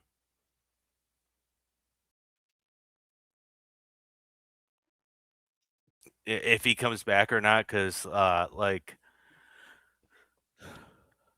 Mudge said, like we don't know if Lawson really died or not. Who knows? I don't know. Do you think he's dead? I think he is, but I mean, it even if just he isn't, like, how is it like? He's it in just a seems like jungle planet. yeah, it just seems like well yeah, there's that, but then that's what I'm saying. What if he finds Rook Cast and them two somehow find way off planet? I honestly don't think Rook Cast is dead. So so you would be on the side of if you were putting money on a bet, you're more likely to put that bet on Rook being alive over Lawson. Yeah, Okay. And but I think I would put more money on Lawson being alive than Rook. I think they I both have they obviously have both have the chances to still be alive for sure. I think that if I were to put a bet, both are alive. Yeah, that's fair. That's where my gut feeling is that they're both alive. And I would think that Filoni would love to do something where it was like Rook became the armorer because both the armorer and Rook are his characters. So he'd be like, this is pretty cool connecting opportunity here. And then I don't know if did I say this before? There was so we were continuing on towards the end of this whole like sequence of fighting with when Vader then starts fighting um uh Maul, Docky, Devin. Devin because Or was it with the Inquisitor? I can't remember. But at one point when she loses her lightsaber and it goes flying off the cliff, and Maul, yeah, because Maul got away from Vader, Yep. jumped over, but Maul can split his lightsaber. Yep. He's just standing in the shadows, just watching her fight, Yep. and he wants her to like release her rage. Yep. And then out of nowhere, he just kind of shows up in like the distance. Well, the other Inquisitor, the 11th brother, doesn't see. He just holds his lightsaber and goes, like, take it. And she force pulls it. Yep. And just goes ham. Yep. On this guy. Well, symbolic with a red lightsaber too. Yes. Oh, I mean, this part is so good because he's got his double, but each of them only have the single. But how they just go back and forth. Oh, it was great. And then whenever Crimson Dawn guys finally show up to pick them up, Dryden Voss, yep. Yep. Did you notice? You'll probably, if you've got it on, you'll probably see it soon. So Yeah. you know how you talked about that Maul kind of opened up for his saber to be taken, and she took it. Mm-hmm. Do you notice like the last scene of that episode? You see Maul like looking to take the saber, and then she grips it, like, "No, you're not taking it." And then she's like, "I'm ready." Mm-hmm. Because you can see it's Goosebumps. It's Goosebumps. subtle. It's subtle, but you can see Maul's hand like reaching for it, and then she recoils it. And I like that's one of those subtle details that you gotta kind of look for. And I'm like, oh, it's like revisiting the scene where he gave it to her, and she openly took it, and now she's not giving it back. So I thought that was pretty cool. But Maul kind of giving this kind of like, your mentor, kind of like, okay. Well, he kind of smiled. He's like, pieces are falling into place right now. This is how I wanted it to transpire. Like this, it's just so great. Like again, going back to, even though like we were able to predict these, but I think the thing is, like, when people are trying to figure out or predict things that happen, they're usually thinking of things that make sense. So if those things happen, then it makes sense. So the fact that we figured some of these things out means that the story made sense, that it would transpire this way.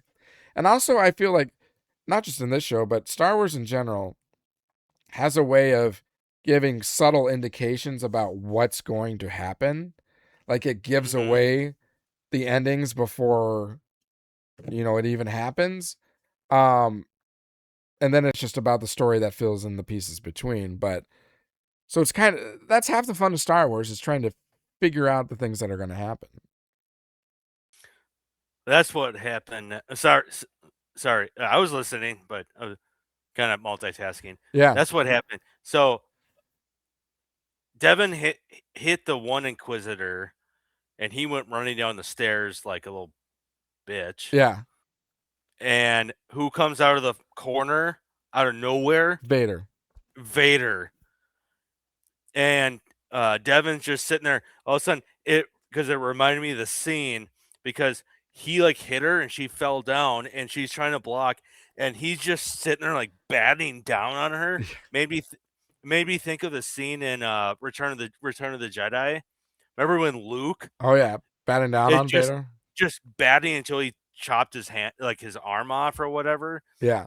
I was like, and I think it makes the similar music a little bit. Okay. Or the soundtrack, I think. But and then that's where then Maul comes running down the stairs, and then he again uses the Force to bring down the bricks and rocks. Yeah. And Vader's just like, God damn it, enough of these damn rocks. But rocks are just big sand. They're like rocks are made for the Force, I guess. Well, no, remember Vader or Anakin hates sand. Yeah, hates sand. Rocks are just big pieces of sand. It's so coarse, and it gets everywhere. I saw that episode today. You watched that? Well, I was. Oh, you had. Oh, that's right. You said you had it in the background. On the background. I was going through all the the 9 movies essentially. All right. Of the 9, I don't know. Is there any more about Maul you want to talk? I would say that, and I was going to say before we end the night, I want to. I'm not gonna. I don't know my ranking, but what is like 1 through 9? So I don't know anything more about Maul. Oh, I could talk. We'll probably have I to. know. We'll have to have another episode because I'm probably gonna I watch this seriously, show again, and we'll have like seriously. a recap of the whole show. Talk because it's so great, and it makes me feel so good about.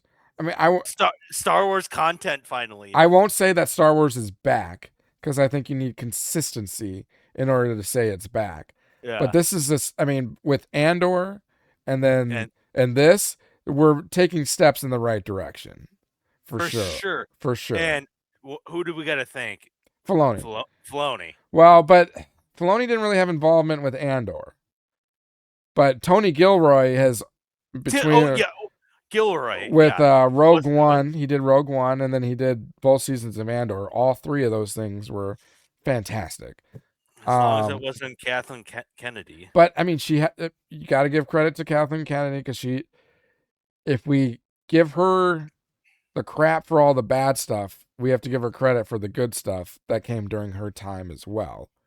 Because she had just as much involvement with Andor and Rogue One as she did with Acolyte and all the others, because she's just the head person. Yeah, good point. Yeah, good point. So I think we have to look more towards the creators. I think what's promising is Dave Filoni's had hits. He's had hits with Clone Wars, Rebels, Maul show. I think the only kind of 50-50 is the Ahsoka show. He had the Mandalorian, but he had season 3. But I think overall Filoni, if he's in charge now, like I feel confident in the direction we're going. So yeah, in talking more with Maul, I'm sure I'll think of more stuff, and we can have further conversations on that next week. As far as unless the Timberwolves are playing or Wild are playing on Monday or whatever. well, we won't be pigeonholed to like Monday evenings though either. So we'll have more flexibility on when we can actually record again, because we wanted to bring to all, you listeners out there as fresh as possible for watching episodes and then talking about it. But I'm going to be sad that we won't have anything now until we'll have the Mandalorian and Grogu movie. I feel like there'll be plenty of content that I don't know. There's things I want to talk about. I want to talk about Star Killer, but we can Sure. wait till next week. Your thoughts, my thoughts. I don't know. Well, and then we'll have Spaceballs. We'll have that. Oh yeah. That's always something that could be a filler if we're having like. Yeah. Well, isn't the new space? Didn't they? I don't. When is that coming out? I'm gonna. Well, and there was something with the title, like it's Spaceballs, and then the like subtitle is the newer one or something like that. Did you see that? Spaceballs, the new one. Yeah, that's the name of it, right? Yeah, the new one. Oh gosh, Vader's coming through your wall behind you. Seriously, I was like, what the hell?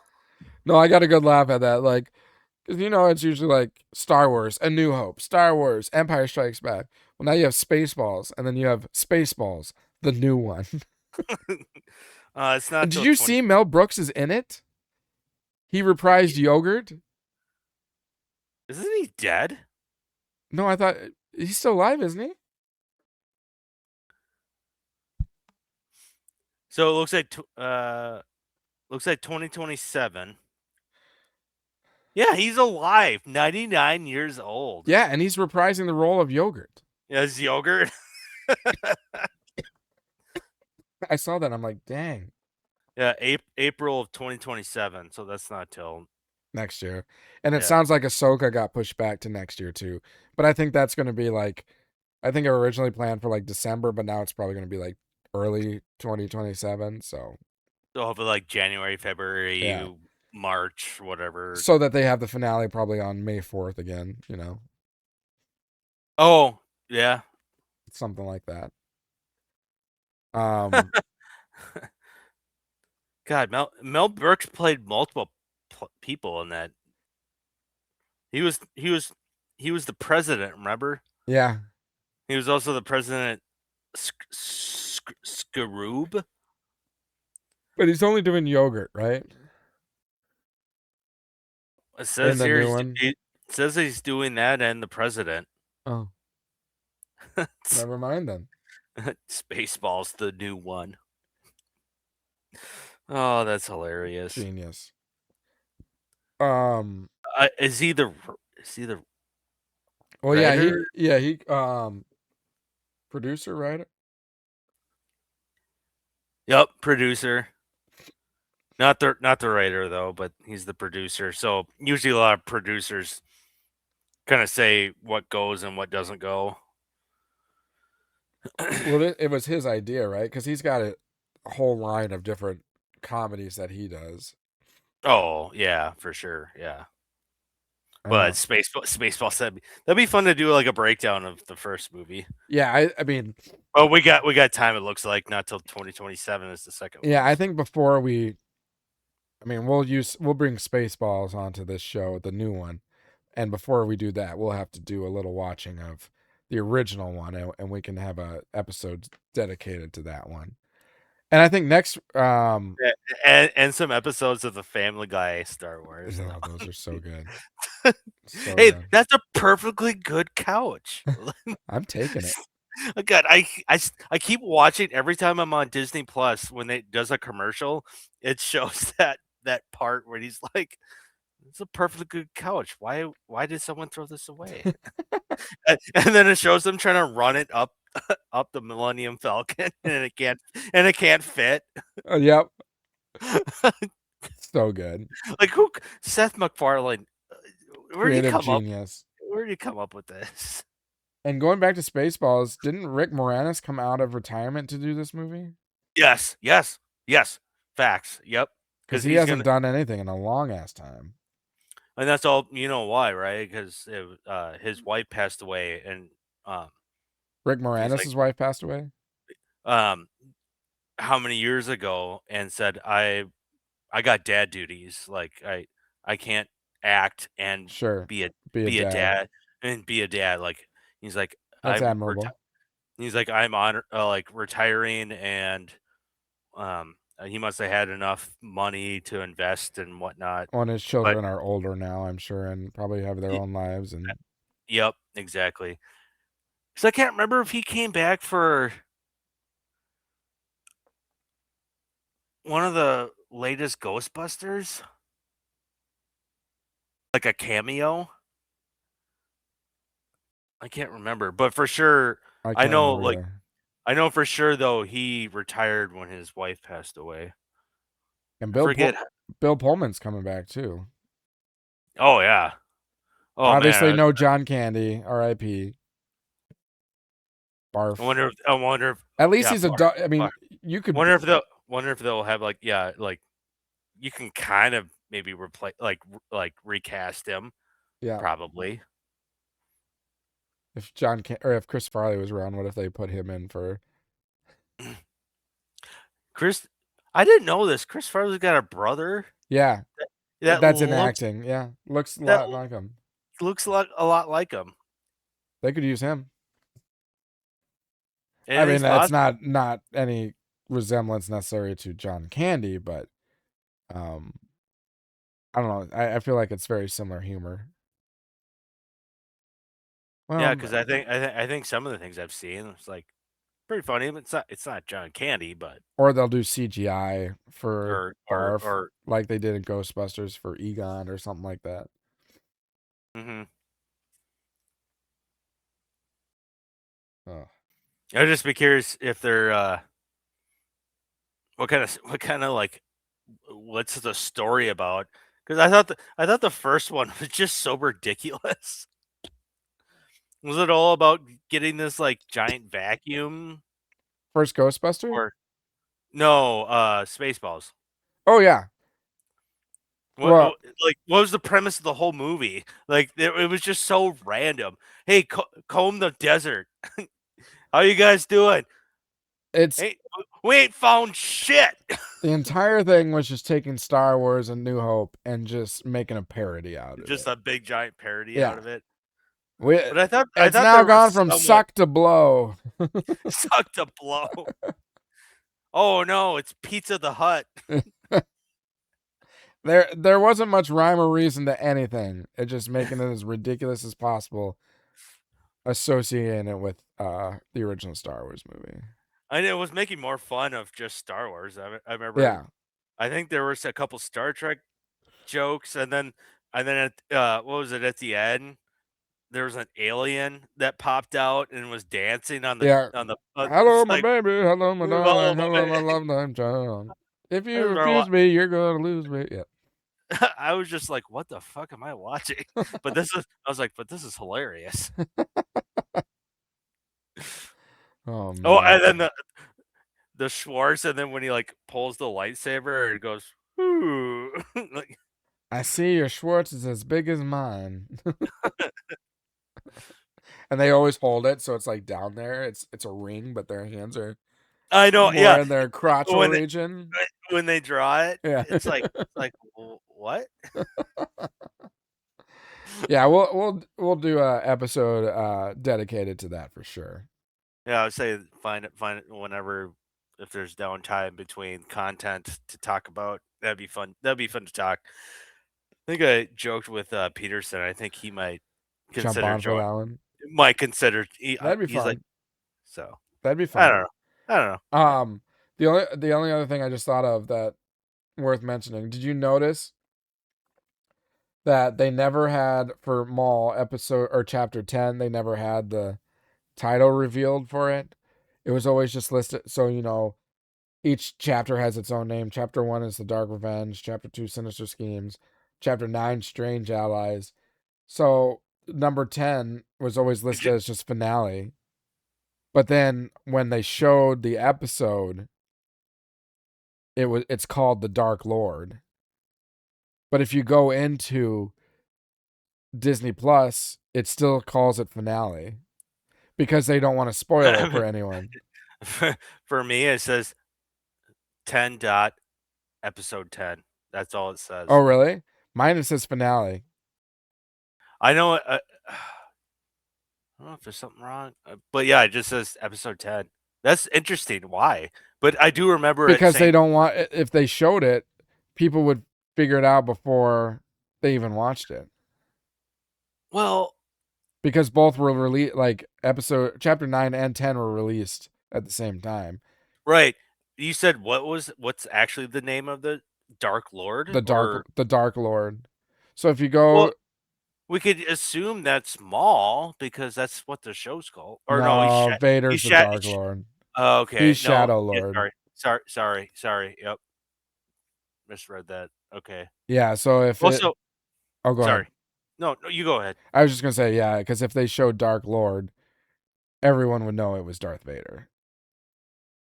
That it would be popped out, or it would be making an appearance.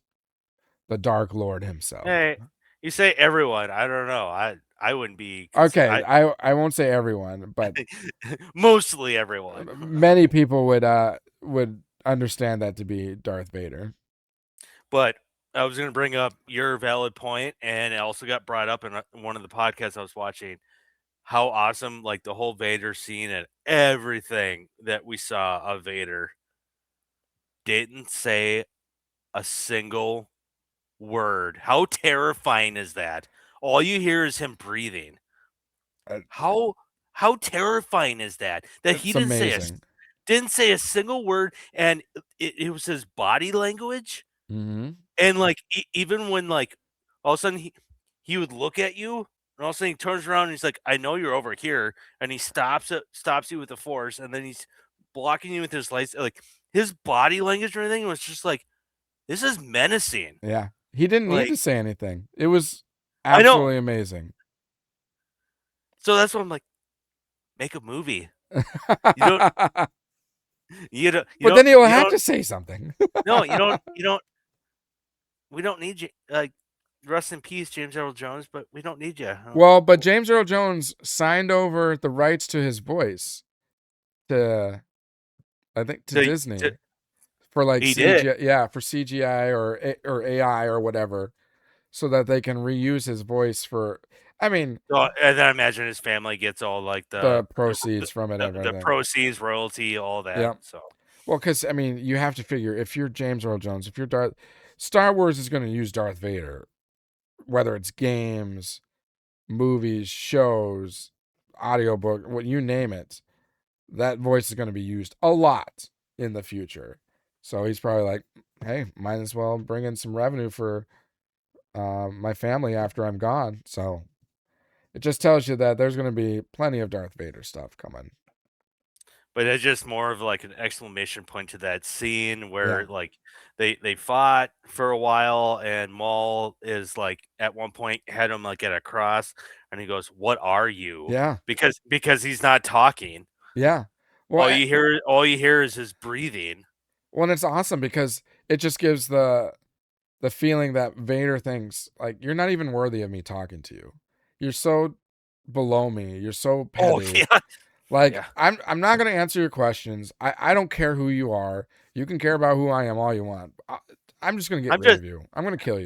I'm just here to get rid of you. Yeah, That's exactly. exactly what you said. Yeah. Yeah. I'm just here to get rid of you, so I can go back to my back to tank. Yeah. Is that what you call it? Yeah. Yeah. It's like I had to fly all the way over here to take care of you because my Inquisitors couldn't do it. Like I don't got time to talk to you. I'm just gonna be done with you and get back to whatever I was doing, sucking off Lord Sidious or whatnot. But I only said that because Revenge of the Sith was on, and there's that scene where right after Anakin like cuts off Mace Windu's hand and he's like bowing down to Sidious. And that was such terrible angle to take with the camera. No, you're totally and right. timing it up with what it's like it was funny because it was coming up and it was like shortly after Colleen came home, and I'm like, watch this part, watch how inappropriate this part is. And I have to be like, I don't know, I have to speak in code because my kids are around or whatnot. I'm like, watch this. And it's just like, ooh. And I'm like, you see where the angle is for his head, and you see him like, and he's like moving his head too. It's like the way his eyes close. Ooh. It's like, who made the idea, or who came up with this idea to have this angle and do that? It's like terrible. I'm sorry. Anyway, so that's what with the Inquisitors not taking out Maul or these Jedi, he's taking Vader away from his responsibilities with Lord Sidious. I will say I think we'll get more Vader in season 2. I hope. God, I think there's going to be a time jump. There's going to be a time jump. We're not going to go through probably like training of Devin. It's just going to be fast forward a couple of years where she's like more of an adult, and like not a Jedi master, but a Jedi Knight version, like a version, of course, but under Maul. Yeah, and they're not Sith, which, going back to talking about like, is this going to be Darth Talon or not? I don't think she can be Darth Talon because Maul isn't a Sith. He despises the Sith, and only the Sith are Darths. So she can't be a Darth Talon unless she parts ways and becomes a Sith. That's what I think I was telling you about, because I was like, well, how could she be? Oh, and that was another thing. There was someone was breaking down about the Talon and how she could be Darth Talon. The Talon has something to do with her old master. Well, I made the comment about. Or was it you that told me that then? I can't. So Daki's hands are talons. Yeah, that's what it was. Yes. And like, okay, I don't think that's coincidence. Yes, that's not coincidence. That's why. But it could just be like paying homage to it a little bit. Like, she's not going to become Darth Talon because, like, they're not Sith. But we'll have her master's hands be talons and be like, see if people catch on that or something like that. I don't know. Because no one would be like, I'm going to call myself Darth Talon because my master had talons that were hands. You know what I'm saying? So I think it's just more of like a Easter egg type of a thing, fan service, but probably will not have meaning. But it does because It's her it's character's inspired by Darth Talon nonetheless, because Darth Talon was the apprentice to Maul, and Devin is becoming apprentice to Maul. So, but you know how much it meant to her when her master fell. yeah, When she yells, no, just like Obi-Wan did. yeah, It, it looks like she's on the road to vengeance, yeah. She like wants like revenge. like Maul. Yep. And that So and it's funny because sorry, go ahead. I was just gonna say, I think she still will hold on to certain Jedi values, Yeah. but Yep. I think over time that dark side will consume her. Um, because I mean, fear leads to hate, or what? Fear leads to hate. Hate leads to Anger, anger. anger Anger leads to suffering, or fear suffering. leads to anger, anger leads to hate, hate leads to suffering. And Um, suffering leads to the and dark side. the show, like, a lot of allusions to like a horror and fear and everything, and then anger. You see her get angry many times in fighting the Inquisitors or fighting Maul or fighting Darth Vader. Like, just her Fighting facial expressions, like even her grunts and whatnot. fighting the cops. Yeah, fighting the cops. So I think now we've crossed that anger, and I think now it's developing into hate. It's going to be hate in Vader for killing her master, and then that's going to cause her to suffer and fall to the dark side. But But we I shall think see. yeah, we'll see. Yeah, I just find that interesting dynamic though. Like you said, there's going to be kind of like this middle ground though, still between how where Maul is now Yeah, and with her and with Devin. She wants revenge, probably for the death of her master. yep. Who's that? Who's that against? Vader. Vader, Who does Maul want vengeance against? Sidious. Isn't that What if we coincident? got? What if we got like a Maul Devin v Vader Sidious? Wouldn't that be awesome? But who would I win don't. that fight? That would not even be a fair fight. Like, there's no chance Devin and Maul would win that fight. They barely could stand their grounds against Vader. Vader alone could take Maul. Emperor could take down, or Sidious can take down Vader. And Yeah. Devin's the lowly one on the totem pole. So, but I think season 2, I think we'll jump forward. I think they'll be more established in their relationship and master apprentice, not Sith, not Jedi, or whatever they are now. But I think they'll dive more into Crimson Dawn and the underworld, and Maul helping Drain Voss, taking down the Crimson Dawn crime lord. So then exit that guy. They name dropped him, but I can't remember. And then insert Drain Voss as the head of Crimson Dawn. And then Maul working his way that he's the head of like all the crime lord, all the underworld. I think we'll get Kira or some kind of connection there in the next season. So to Solo, I I think we're setting past to the Solo movie in many ways. At least the end of it. Um, but Oh, that'd be great if they can get into the like you said, segue somehow towards where Solo ended, and then just expand a little bit more. yeah, You're what not gonna make I don't you're not gonna make any more live action movies. Well, why not just continue the that cartoon I think that's series? what this is gonna do. And I think Maul realizes like he can't defeat Vader. He can't defeat Sidious.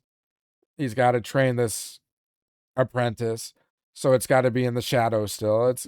And if you do it amongst the shadows of like the crime lords, and if you're in charge of like all the crime lords, that's that much more protection you have. So, I mean, his gang is gone. He needs a bigger army or bigger support system, and I think that's where you're going to get all the crime lord stuff. And um, yeah, so Yeah, yep. I can totally see what you're saying. Totally, and then totally. Vader and Sidious potentially, well, Vader likely, Sidious maybe will play a part into that because Vader's going to continue to hunt down Maul and the Jedi along with the Inquisitors. So, and I think we'll get Marok again, and we'll get that tying between Marok and Morgan Elsbeth, which will lead into Were they in, like Filoni's Ahsoka show and I everything. don't So, say, yeah, with Ahsoka and yeah, how and we see that. I don't know if you've heard, but there are also rumblings that Disney wants to bring back Maul and not have him die at the hands of Kenobi. I hope they don't do that. I So it doesn't get cut in half and down the shaft. No, he There, does, meaning when in Rebels. So oh, older like Kenobi strikes down Maul, which kills the Maul. their final fight together. Yeah, You're talking about that? there's Yeah, speculation that they might what's the term when they like make redo it something? like uncanon. Retro um Okay, retroact that so that he didn't end up dying in that scene. I'm not saying it's true or not, but there's been rumors that because of what they want to do with Maul now, they have the issue of that they killed him off in Rebels. And when they shouldn't have, but yeah, because I think they want to go back to George Lucas's vision of a sequel trilogy in a way with what they had planned with Maul. oh, But they can't do that because they have the sequel trilogy. But what they can do is squeeze it so it happens before the sequel trilogy.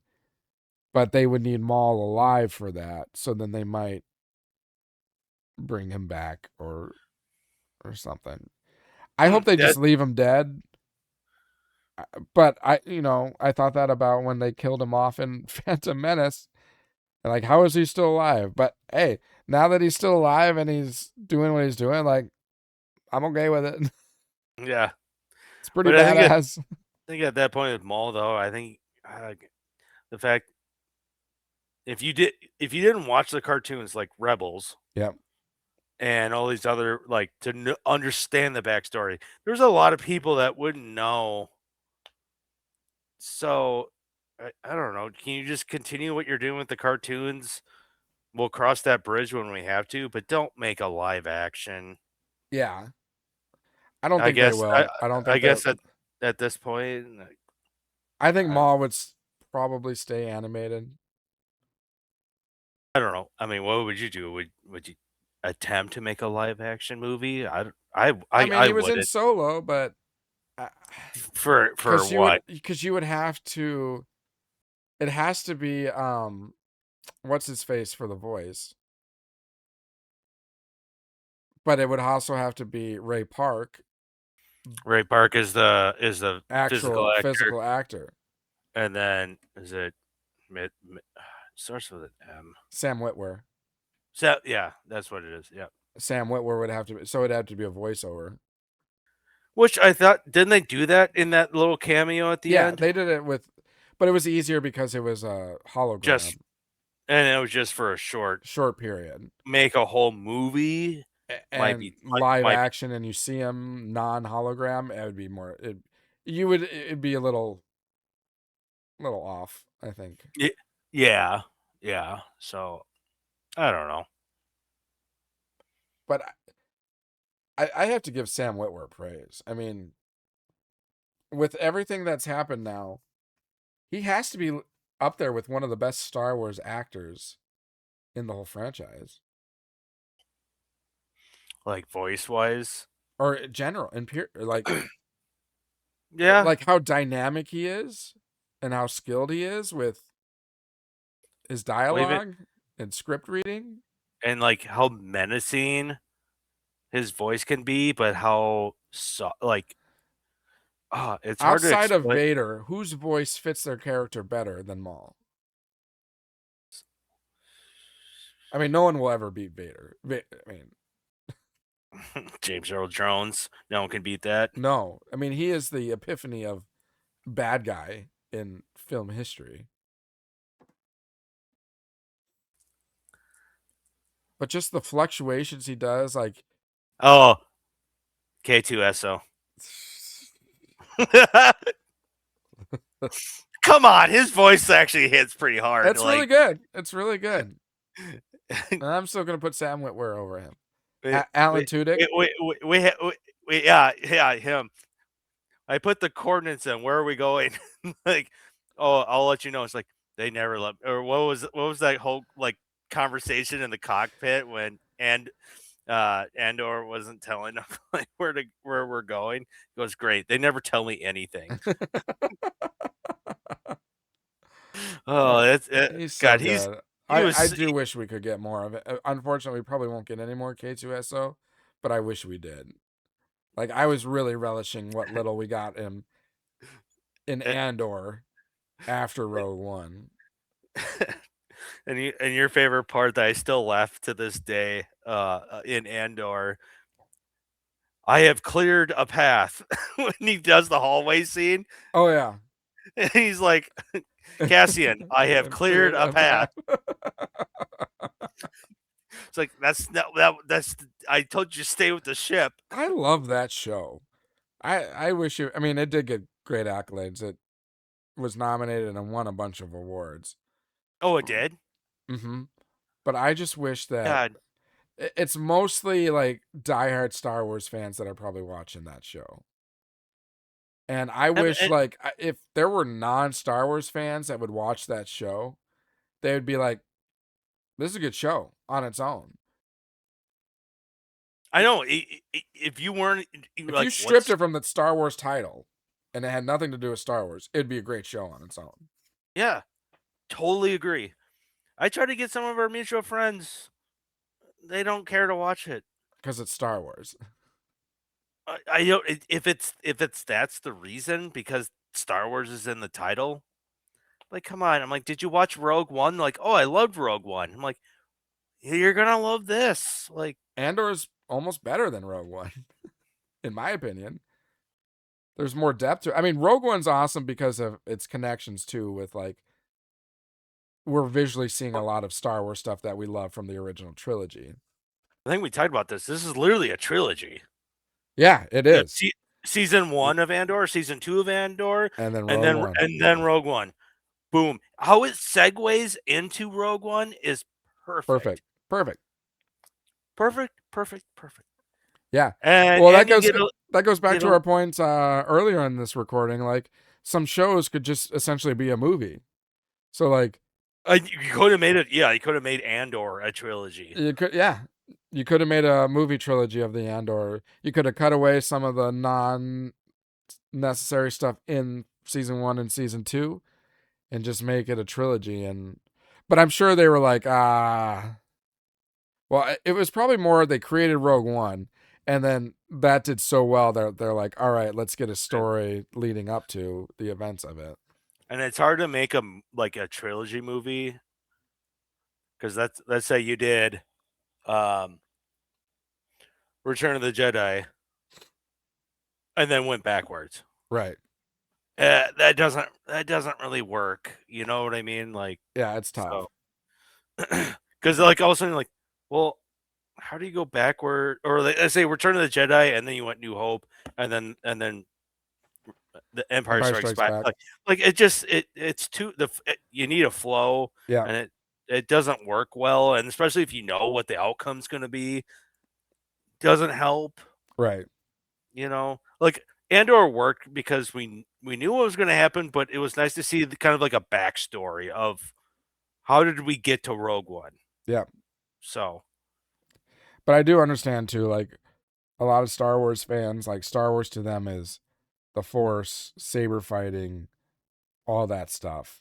And that really has none of that in there. So I can understand why like Star Wars fans would be turned away, but in that regard, I feel like that's what would allow for more non-Star Wars fans to enjoy it that much more. Because then they're like, Yeah. oh, it's not really Star Wars, even though it has the Star Wars title to it. Because, I mean, it is probably the least Star Wars feeling content we have, but it's also like some of the best Star Wars content we I have. say between that and what was the one with the Acolyte? kid? Oh, With the Skeleton kid, Crew? Skeleton Crew.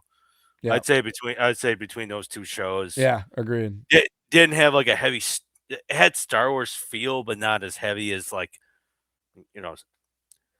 I always love it when he said saber swords, Laser swords? or well, was it L- laser swords? laser swords. What did George Lucas always call it?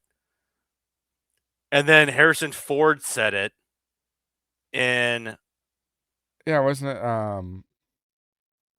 Yeah, in a laser new swords. in a New Hope. I thought he's like, "There's no such thing as the all powerful force," and I've never Some seen like hokey religion and yeah, and something like laser sword. It was at laser. I think it was laser sword. I think you're right. But George Lucas originally wanted to call lightsabers laser swords. thank God he didn't. If that's true, just does not have the same ring to it. I Laser know sword, laser sword versus lightsaber. lightsaber. Lightsaber. So someone must have influenced them to say it. Yeah, You know, George. Let's go with lightsaber yeah. because that's more what it is. It's a lightsaber. Well, I guess if we were getting really technical, saber is. I don't think saber is just. That's more of like an angled sword. Hmm. So Yeah. it's not which like a katana, which we see some of that in like visions and stuff like that. But we I don't know if he's looking at that as like when you swing it, it kind of looks like that a little bit. yeah, the light trail kind of But if curves a little. you hold it straight, it's just yeah. Yeah. Oh I George. Yeah, digress. we both digress. The We're going. We're good going thing it's all. lightsaber.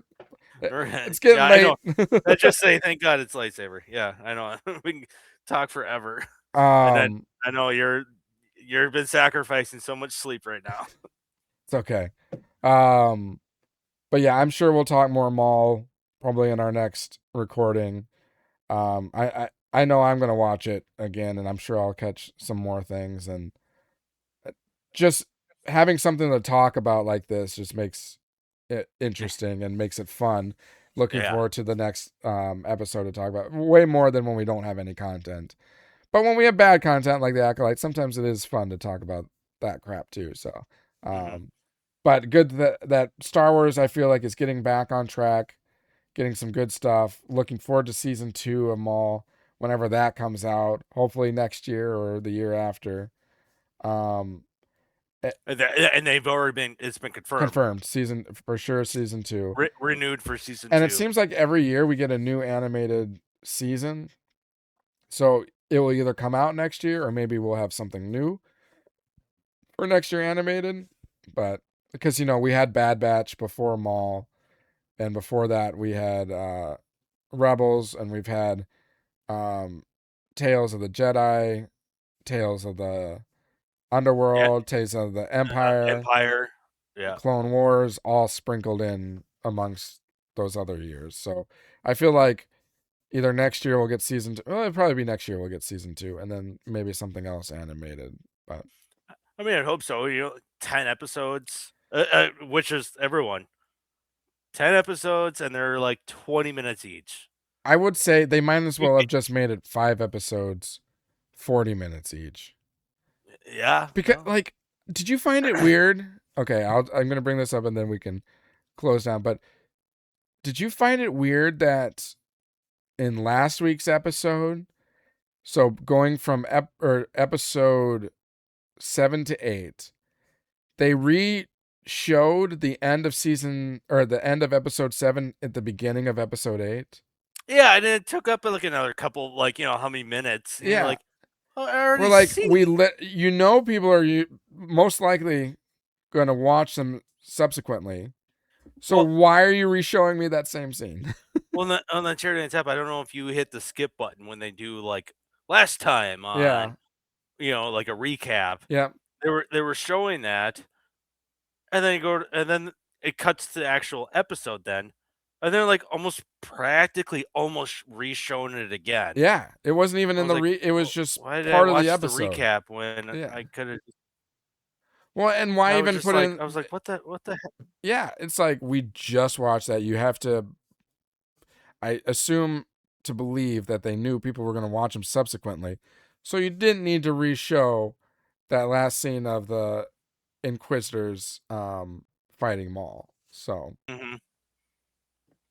So they could do a little better than that, but then part of me is like, okay, so this 20, let's say 25 minutes is more like now, let's say take 5 minutes off mm, for post credit, yep. and I just watched another 3 minutes. So you're telling me I'm getting like 16 minutes of this episode? Yeah. That would be my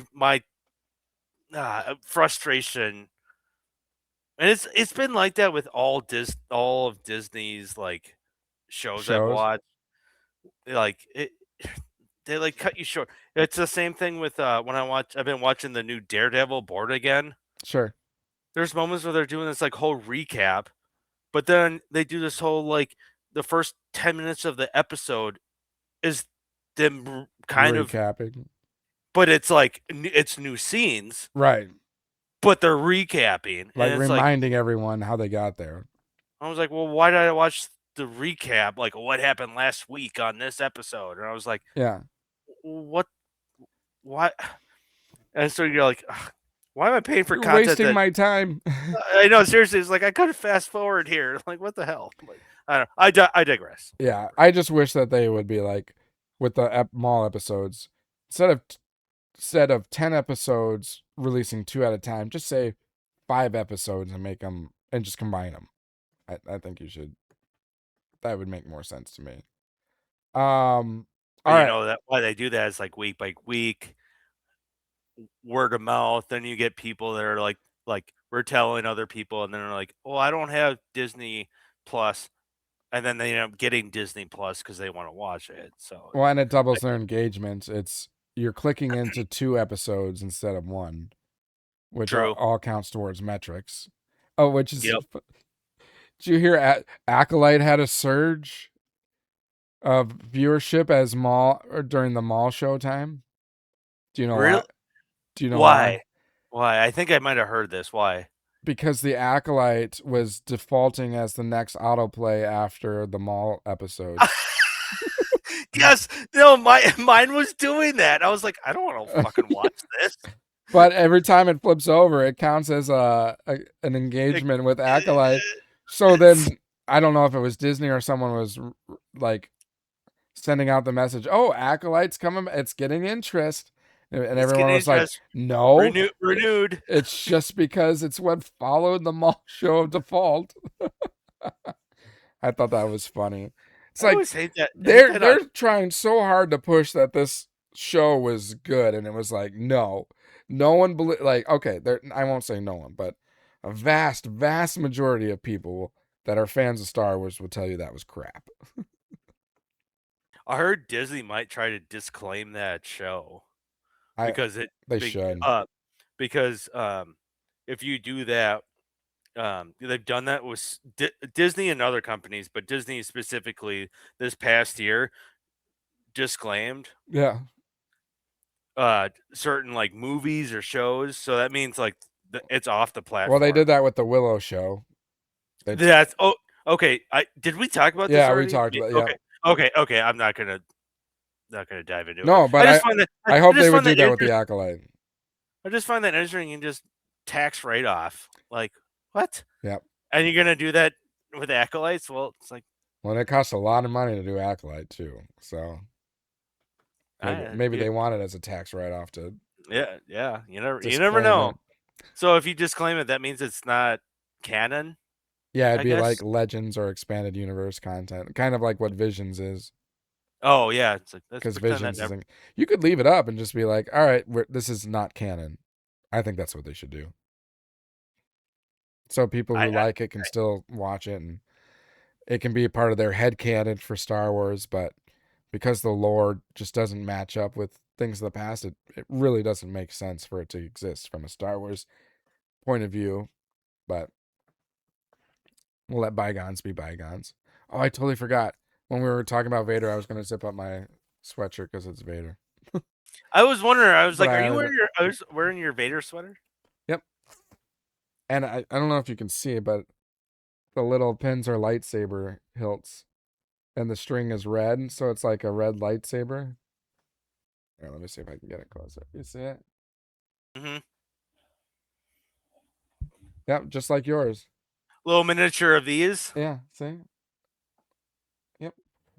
So I can sit here and I can go like, I don't know. Anyways, I digress on that. We're digressing on a lot of things because it's getting late and we're freaking Because it's tired late, and we should really go to bed. Yeah. and got to go to bed. Um, so yeah, it's been great watching this show. Excited for season 2. And just happy to see Star Wars getting some wins or getting knocks in the win column with Andor and Maul Shadow Lord. So Grogu, Mandalorian Grogu What? coming up. One last question of all the Yeah. animation. Where are you ranking this animation? Oh, this is the best animated show of Star Okay, Wars. okay, that's what I was hoping And because I I've been would hearing. say by far, and I would also say that Clone Wars and Rebels is excellent. Like very, very good. And Maul just trumps it by a long shot. Just with everything. All inclusive. Just to me, like animation visually, and There you're was saying, never like really a dull moment. You're on the edge of your seat the whole time. You continue on to watch. I mean, Clone there, Wars has some like it's really good, but there are some episodes that are like, this is like filler, as like people like to call it, not necessary. And Rebels, very good story and everything. There are some moments where it gets a little slow and unnecessary episodes as well. Um, this action nonstop, deep, dark, more adult feeling to it. The saber fighting was saber and gunfighting, everything it was was just fantastic. Soundtrack top notch. they were even talking about how in one of the podcasts I was watching how detailed Maul has like they evolved where like it's literally like you can see like the reflection of a lightsaber. Let's say it's blue or red, like reflecting off them. There was a moment with Vader, literally had his lightsaber on, and you can see it through his lens of his mask. Mm-hmm.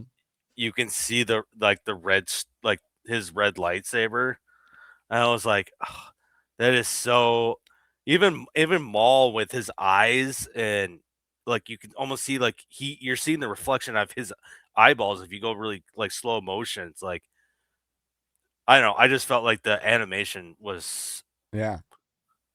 Well, like and I heard really. that they used some like model shooting for like some of the ships and stuff. Oh So yeah, I heard. Yeah, I heard that like too. going back to original trilogy special effects using models.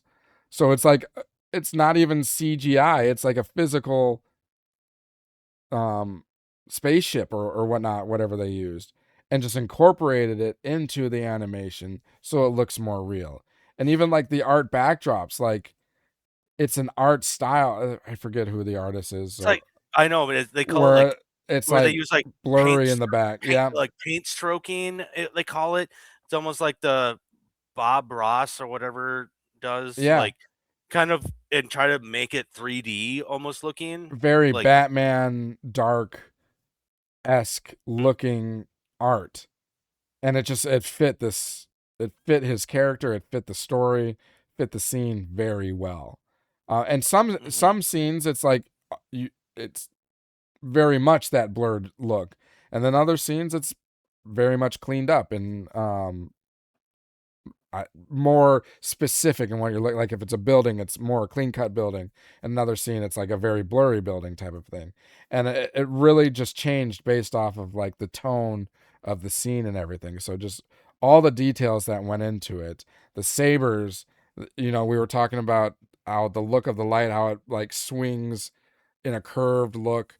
They really extenuated the I forget, the light flash or whatever they called it. So it looks Yeah. more like a Yeah. fire burn or something like that. It's just so cool, the detail that the show went to. So I'm sure that will continue in season 2. I hope it does. All those things that we just talked about. So can't come soon enough. But I feel like we'll get more. We'll see about Mandalorian Grogu. I still have my hesitations. I know maybe this next trailer is better, but just because it's a different trailer doesn't mean those other scenes don't exist in the first trailers we saw. So some of those cheeky humor stuff are probably still in the movie. But we'll Nice see. shot. We'll see. Nice shot. Nice shot, baby. Nice shot, baby. No. Or Grogu like messing with buttons and the ship like shuts down. It's like, Yeah, if you get around to seeing the new trailer, you find out Grogu or Mando gets like all of some new weapons, yeah, and there's a scene where he picks up that rifle that he lost, yeah, and he goes, "Hello." He says something like, "Hello, baby," yeah. like he misses that. The Because I said feel of that gun. he's got all he's got all the bullets like for Yeah. that gun, like he's got it on his boots, and he's got like a bandolier. Sir, or why whatever. are you even wearing that right now? It's weighing you down, and you can't even use them. Oh, yeah, and you can't even use them. You don't even Are you own gonna that throw it at rifle. someone? Yeah, but anyways, All right. Well, we'll wrap it up. If you've made it the almost 3 hours, really? it's been 2 hours and 51 minutes. So applause to all of you that are still around. Definitely our longest episode, but I think Maul finale definitely deserved this talk. So, thanks And for happy. I Star guess Wars Day. May 4th is kind of done now over in California. So if you're Happy listening, Revenge of the Fifth. We've now established Revenge of the 5th. from one Star Wars Day to the next. So, but if you're listening to us right now, hit that subscribe button, like, follow, rate, review, comment, all the above. Greatly appreciate it. Remember, at 200 subscribers, we'll have a prize giveaway, and then we'll have another one at 500 where we'll be giving away a Theory Saber lightsaber. So you're not going to want to miss that one. Make sure your name is public so we know who to enter into the drawing, and we look forward to bringing that on the live stream to announce that winner or actually pick it. Till then, have a great rest of your day. Have a great rest of your week. Enjoy the Star Wars holidays. And we look forward to talking next week. So as always, may the 4th be with you. Thanks for calling. This is Han Solo, and I'm going to be keeping you company for the next few hours right here on the Midnight Shift. Something's down.